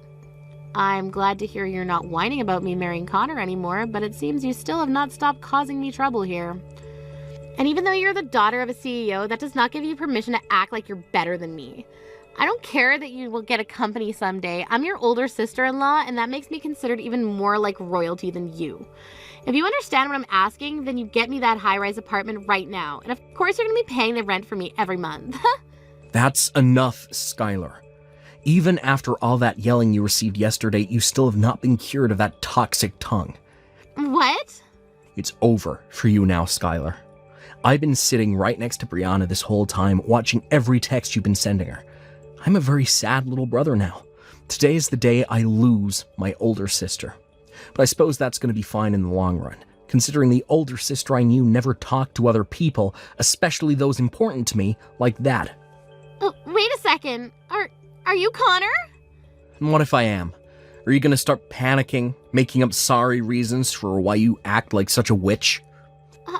No. You've really gone and done it this time, acting like a monster to Brianna again after being chewed out by both Dad and myself yesterday. Unfortunately for you, I never want to see your face ever again. And when it comes to my wedding coming up here soon, you're no longer invited to it. I don't want a freaking monster like you ruining all the fun for everyone else. What? Why are you telling me I can't come to the wedding now? What you just saw it wasn't what you thought. I really am shocked right now after having been told I'm gonna get kicked out of the house. I'm really worried and saddened by that. I'm sorry, Skylar. Right now, Connor no longer wants to talk to you, and I'm not sure you'll ever hear from him again. He's actually gone and left the house to go and get some takeout for us because he needs to cool down. Something about how he just told you to not start making excuses and sad reasons for being such a witch and all that. Yet you did not listen to him. What? Sucks that you're not invited to the wedding anymore, but that was bound to happen when you chose not to learn your lesson. We both agree now that we don't want you there, so that's pretty much it for you. I'm sorry, but we'll be telling the security detail that you'll now be on the blacklist. You freaking cunt! You hadn't started to show this conversation to my little brother like that without my permission? You've now gone and made both my dad and my brother hate me. That's all part of your plan, isn't it, you little cunt? I'm not sure how I was supposed to be aware that you'd text me at this exact point in time today. To be honest, I thought you'd never talk to me again after the punishments you got. I didn't even want to talk with you today, to be fair. Shut the hell up, you cunt! My dad and Connor are part of my family. Yet you keep abusing your spot as the daughter of that CEO to make them bend to your will. You're a cunt! Cunt, cunt, cunt, cunt! I'm not so sure about that. I'd really like you to stop believing in whatever reality you live inside your head. Huh? What the hell are you talking about? You're using your power to make everyone side with you on this. I know that for a fact. Neither my dad or Connor have ever been that mad at me before. Even if I wasn't the daughter of a CEO, I'm sure those two would side with me on what's happened. The reason they're on my side happens to be because 1, I am not insane, 2, I'm not a witch, and 3, I'm not going off the deep end. Huh? You're calling me insane? I'm not insane, you are. Are you trying to tell me that I don't understand any of what's going on right now? Yes. You've been saying completely false things about your family to break up a marriage, and have been asking your brother's fiancé to leave him. You've also started calling me poor and a lowlife even though you don't know me. The list goes on, but I don't have the time to tell you it all right now. Just know that everything you've been doing makes you look like a mentally insane monster. Or in simple terms, a brainless jerk. Excuse me? Even if they are all your family, they happen to be too high class to side with something like you. If anything, we've all started to doubt that you're actually related to the family by blood. That's how amazing and high class your family is compared to you. You're freaking dead! You think you can just tear me apart like that because you're the CEO's daughter? I'm supposed to become your older sister-in-law soon, and this is how you treat me? I'm above you in every way, and you don't realize that still? Since you won't be at the wedding anymore, I think this is where I say goodbye to you forever. Understand that you'll become my sister-in-law here soon, but nobody will acknowledge that considering you're going to be disowned by your parents. What? So I'm being disowned now? What? So you're all just going to cut ties with me now? It's a little bit dangerous to continue being in contact with someone in your states. We all agreed it's better that you stay away from all of us. Now that was it from me, so please never ever come around your family or I ever again. If you do still try and come around any of us, I'll make sure that my mom's security comes and removes you from our surroundings and calls the police on you. On that day, Skylar was officially kicked out of the family and was kicked out with whatever she could carry on her person. Of course, I never got her a new place to live or anything like that, so she ended up going to multiple different friends' places. However, the relations with her friends didn't last long because she would complain about their cooking and how small their places were and that they weren't clean.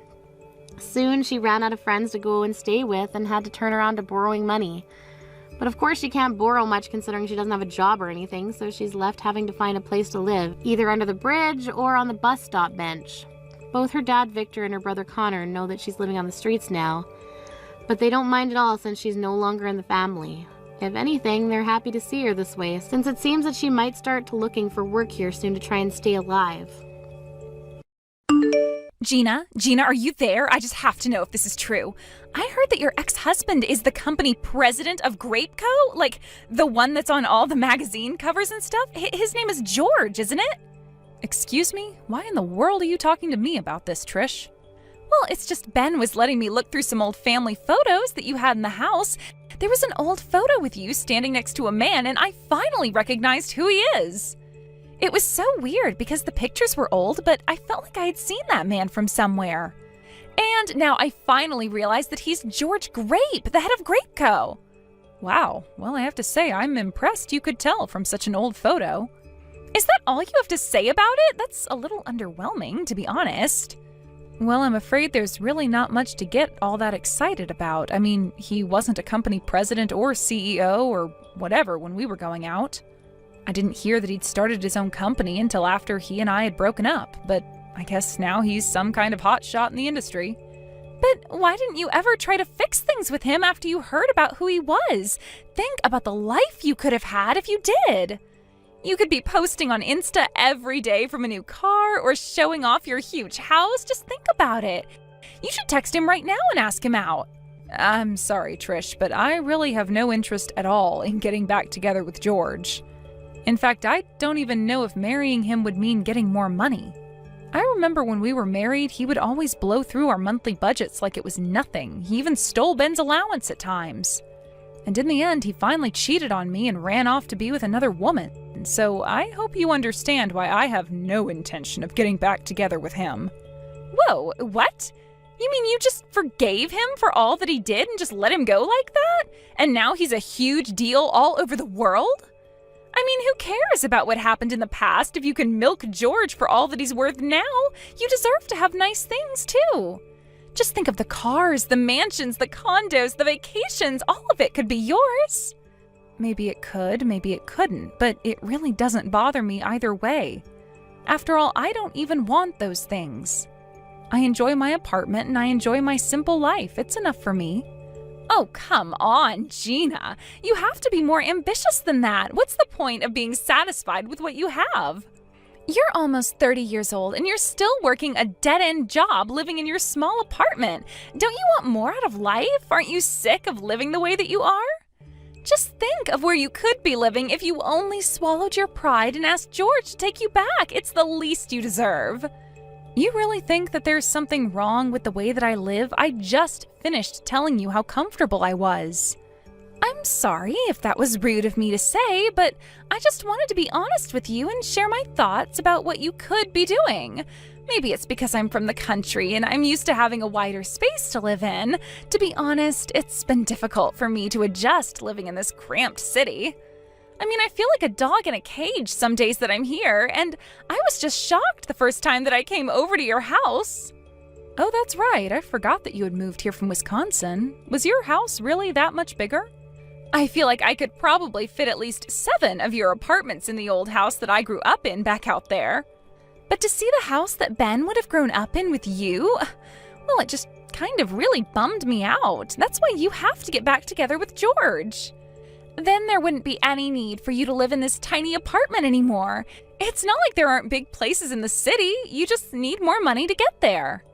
Well, while I appreciate your suggestion, Trish, I really just have no intention at all of getting back together with George. It was one of the happiest days of my life when he and I were divorced. Besides, he cheated on me and left me to be with another woman. Why in the world would I want to get with someone who treated me so poorly in the past? Oh my gosh, Gina, I really can't believe how much you are missing the forest for the trees here. I mean, if you're not going to do this for yourself, then can you think of Ben and I at least? Think of all the ways that we could all use George's money. Are you really going to let your pride get in the way of your son's future prosperity? And just what is that supposed to mean? I mean that if you get back together with George, then Ben might have a chance of taking over Grapeco when George steps down.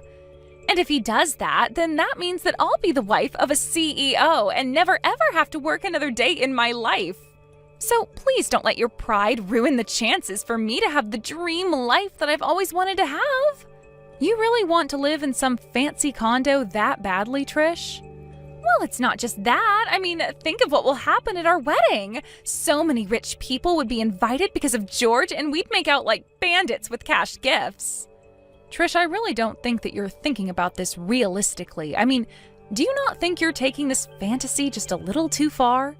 Fantasy? The only one living in a fantasy is you, if you really think that it's okay to live the way that you're living. This is your chance to escape from it all. I mean, how can you be blind to the sad life that you're living right now? I just can't understand why you think this is okay. Trish, I'm not saying that I don't see the points you're making. Yes, my apartment is rather small, and yes, I don't make all that much money.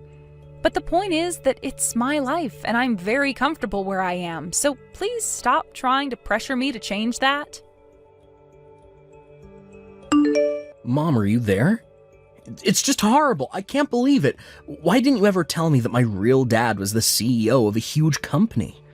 I take it that Trish had something to do with this, didn't she? Well, of course she did. She was the one who told me the whole truth about who my dad really is. I can't believe that. I'm actually the son of Grapeco's own George Grape. And how could you hide this from me, Mom? What's the matter with you? I have a right to know this. Ben, you've known who your father is this whole time, and I've told you that you don't want anything to do with that man. I know that he looks impressive on social media and all of that, but you don't know George like I do. I mean, when he left us behind, did you know that he even found a way to get out of paying child support? I seriously can't believe that you're making excuses for yourself like this, Mom. What are you talking about? My dad gave me child support money all of the time. Or at least he tried to. But you were the one who always told him to take his money and never come back. But I know for a fact that my real dad never once forgot about me or chose to abandon me. And you have no idea how much pain it's caused me not being able to see him. Don't tell me that you've actually found a way to reconnect with him. I have, actually. In fact, Dad and I were just together earlier today, if you must know. It had been 20 years since you two divorced. I hadn't seen him since I was in elementary school. I can't even remember the last time I cried like that, but I did when I saw him today. Ben, what is the matter with you? Why would you go and meet someone like that? He left us and never gave us a cent of child support, and he never once reached out to contact you. You're not reading my messages, Mom. He did offer me money and has asked to meet me countless times, but that I never took him up on his offer was secretly crushing me this whole time. That's why I was so happy to finally get to meet him. He even gave me $20,000 as back pay. What? Did he really give you that much money? That's right. What else could you expect from someone as impressive as him? I mean, for him, $20,000 was probably like a penny or something. But I never ever had that much money in my life before. I didn't even know what to say to him. Well, you should tell him to take his money back. I am serious. You don't want anything to do with that man. And you probably don't even want to know what he had to do for that money. I know that he seems great right now, but I am telling you that he is nothing but trouble. You really think that I'm going to give the money back? It's my money. He said it was all the child support he would have paid me. And now you're trying to tell me that I'm not entitled to that. You're just jealous, aren't you? You're mad because I got the money and you didn't. Ben, you can't be serious about this. You don't actually think that's why I'm upset about this, do you? I am your mother, and I am only saying this to you for your own good. How is any of this for my own good? You're just saying whatever you can to make yourself seem good so you can try and brainwash me. You don't actually think that's what I'm doing, right, Ben? Of course it is. Ever since I was little, you've only ever talked bad about my dad. You called him a cheater and a cheapskate, and that's all I ever knew about him. But now that I finally met him and listened to his side of the story, I know that the divorce was actually all your fault. Dad never did anything wrong. Oh, come on. You really are just going to believe that it's all my fault your father and I got divorced? Of course. He told me all about how you never ever supported him and how that pushed him to cheat on you. And you're really buying that story? Dad told me it was always his dream to own his own company, but that you were always shooting his ideas down and telling him to give up on his dreams and get a real job. You made Dad feel cornered and alone, so it's only natural that he would resort to cheating on you the way that he did. And yet you still had the gall to play victim. That's why Dad finally realized that it was hopeless trying to fix things with you and ran off. I can't believe that you're really buying all of this. I thought you were smarter than this, Ben. All you had to do was be a good wife and help Dad chase his goals. But instead you chose to run him off, and that's why you have the life you have now. This is what you get for not being there for Dad when you should have been. Is this all what George told you? Ben, you cannot believe a single word that man says to you. I gave birth to you. I raised you on my own for 20 years, and you really think that I've been doing it all to hide the truth about your father from you? You really want to try and play the mom card now. You're nothing but a poor old lady. It's all your fault that I grew up in a broken home with no father. You should have been there for him, but instead you got mad over an affair you forced him into. I could have been next in the line to take over his company. And just what is wrong with the life I gave you growing up? I never remember you complaining about anything when you were a child. I was always there for you, always did my best to provide for you, and never ever had to send you to bed without making sure you'd eaten that day. I may only work part-time, but over my time working, I strived for any chance at career advancements and raises that I could get. I was even earning as much as a regular employee at my company for a while. Oh, just shut up already. I'm sick and tired of you trying to spin the truth for me. I don't care how hard you say you worked. You still lied to me, and you stole my chance at a good life. I could have been driving fast cars, traveling the world, making tons of money, and instead we had to live together in your tiny little apartment. I did all that I could for you. Why are you acting this way? You read this message well, Mom. You are nothing but a poor old lady pretending to be someone she's not. I wish I had grown up with Dad instead of you. I'm never, ever going to come back to your tiny little apartment ever again. Ben, please, you are acting absurd. I mean, you're really going to abandon your mother to be with your father who was never there for you? That's right. I'm going to be with him, and he's going to take me in and give me a job, and then I'll be living in a huge condo. I'll be able to give Trish everything she wants, and we'll go and live with Dad in his penthouse. We'll eat out every night and never have to worry about how the poor live ever again. Well, fine then. You're an adult and you're free to choose how you want to live. If that's what you want, then I won't stop you. But please, never say that you'll never come back home. I'll always be here for you, Ben. No, I don't need to ever go back, and I won't. And I don't need you either. You're no mother of mine, so don't even bother showing up to my wedding. Ben, please, you can't be serious about this, right? Oh, I am. Now have a nice life, Mom. I never want to see you again. Good morning, Gina. I'm sure that you know today is the day that Ben and I are going to get married. Yes, I am aware of that. Can I ask just why you're messaging me about it? Well, it's just that Ben wanted me to remind you that you aren't welcome at our wedding. I know that he told you already, but he wanted me to as well, so we could really drive it home. Just so you know that we aren't joking, and you better not be there. So you mean that you're really okay with this too? You don't care at all that your mother-in-law is banned from your own wedding? Of course I'm fine with it. I have no issue with that at all. In fact, I never wanted you here in the first place. Do you have any idea how embarrassing it is to think about just how poor my mother-in-law is? And so you two are still so convinced about how poor I am, huh? And you're still trying to convince yourself that you're not? Just seeing the state of your house, it was too obvious. But I'm not going to hang around and let my marriage be weighed down by a poor old woman like you. All my friends have great relationships with their mothers-in-law. Some of them even give my friends money as an allowance. And they told them they'd never ever need any nursing or help when they're older. But you, it's obvious that when you're older, you're going to be demanding money from Ben and I, so it's obviously better to get rid of you now. I see. Well, I guess I wasn't aware that you felt so strongly on the matter. It's really not even a choice when you think about it. A poor old mother-in-law or a rich and successful father-in-law. George is going to be our ticket to the top. He's going to let Ben take over his company, and then we'll be living in the lap of luxury for the rest of our lives. I can't believe that Ben is really choosing to live as George's son rather than my own. Are you really? I'm not. I'd make the same choice if I were him. Well, fine then. I'll skip going to your wedding, but I'm not sure you won't regret it. And just why in the world would we do that, huh? I'm done having this conversation with you. You both are adults, and if this is how you want to live your lives, then fine.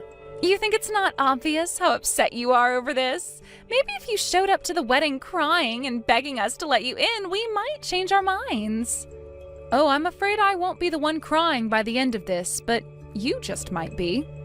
You're not making any sense at all. What could possibly make me regret marrying Ben when he's going to be rich? You're just a jealous old woman trying to hold on to what's around her as it slips around your fingers. Have a nice lonely life, you old hag. Oh no, what's going on? I am so upset. You have to do something to save this wedding, Gina. Oh no, what's the matter? Don't tell me that things aren't going the way that you planned. What? How did you know? Who told you? Don't tell me it's already on the TV. Apparently George's company is actually on the verge of bankruptcy. Not only that, but he's being sued for fraud since apparently he tried to scam people. Yeah, I did hear about it on the TV, actually. I heard that George is being accused of swindling people out of $60 million. It was also some kind of big investment scam or something like that, yes? But instead, he took all of the money invested and left nothing to show for it to the investors. That's not all, though. George told Ben that he was going to let him take over the company. But now that Ben is all wrapped up in this, we have a bunch of reporters outside our house. They've been there since this morning. Oh, wow. Well, that's really rough for you, isn't it? But that's not the worst of it. The worst is that George managed to escape from the apartment. We have no idea where he is, and he's not picking up our calls. So now we're being accused as conspirators of George. Wow. Well, it sounds to me like you two played right into his hand then, didn't you? But at least you got that $20,000 that George gave to Ben, right? I just hope it doesn't come out that that money was dirty as well. No, you don't think that George was trying to set us up all along, do you? Please, you have to do something to save us. I thought we had finally made it, and then right after our wedding, the news broke. And you two really weren't suspicious of anything at all? You thought you were being handed all this on a silver platter? You should have warned us about George. You should have told us not to trust him. How many times did I tell you why George and I didn't work out? I told you that he lied to and cheated and stole from Ben and I and then ran away with another woman. I told Ben not to take George's money and not to listen to a single thing that liar had to tell him. But you two were so happy at the prospect of a little money and were so quick to blame me for all of your troubles. You two wanted it this way, and now you have to live with it. But don't you dare say that I didn't do enough to warn you. So, good luck. Sounds like you both are going to need it. Good luck? Is that really all you have to say to us? You're really not going to do anything to help us at all? Can't you at least come here and pick us up so that we can escape this sea of reporters outside of George's house? I'm sorry, but you both made it very clear that you wanted nothing to do with me ever again. And now you're asking a poor old woman like me to help you out? Please, you have to realize that the circumstances were different. I didn't realize what we were getting into. Yes, that much is obvious. But since you've made it clear that you don't want me to be a part of your family, I don't see why I should help either of you. I did my best to warn you, did my best to be honest with you about my intentions, and all I got back for it was insulting words and a betrayal by my own son. You tell Ben that he'll always be my boy, but that he is going to have to work his own way out of this. And maybe someday, when he's thought long and hard about what he's done, I'll be ready to speak to him again. Please, you can't just leave us like this. Don't you get that we're in way over our heads? How can you say that you love your son if you're not going to come and help us right now? How can you just leave us like this? Please, Gina, we're supposed to be family. You can't do this. You need to come here and save us. It was a couple days later that I saw on the news that George had finally been caught and arrested for all his crimes. He had run back to his hometown and was hiding in his childhood home when the police found him. Apparently, the person who had given him up was actually the very woman that George cheated on me with. She had also gotten caught up in his schemes and wasn't about to go down alone. George and Trish continued to beg me for help, but as George's trial continued, it came out that the two of them really did have nothing to do with what happened. The two of them, however, came under intense criticism online as it was revealed in the trial that they abandoned me because they thought George was wealthy. And before long, just about everyone knew who Ben and Trish were and what they had done. With no home to go back to and no dream job as a CEO, the two of them decided to pack up what they had and flee town. I haven't heard from Ben since then, but I know that when he's ready, he'll find me.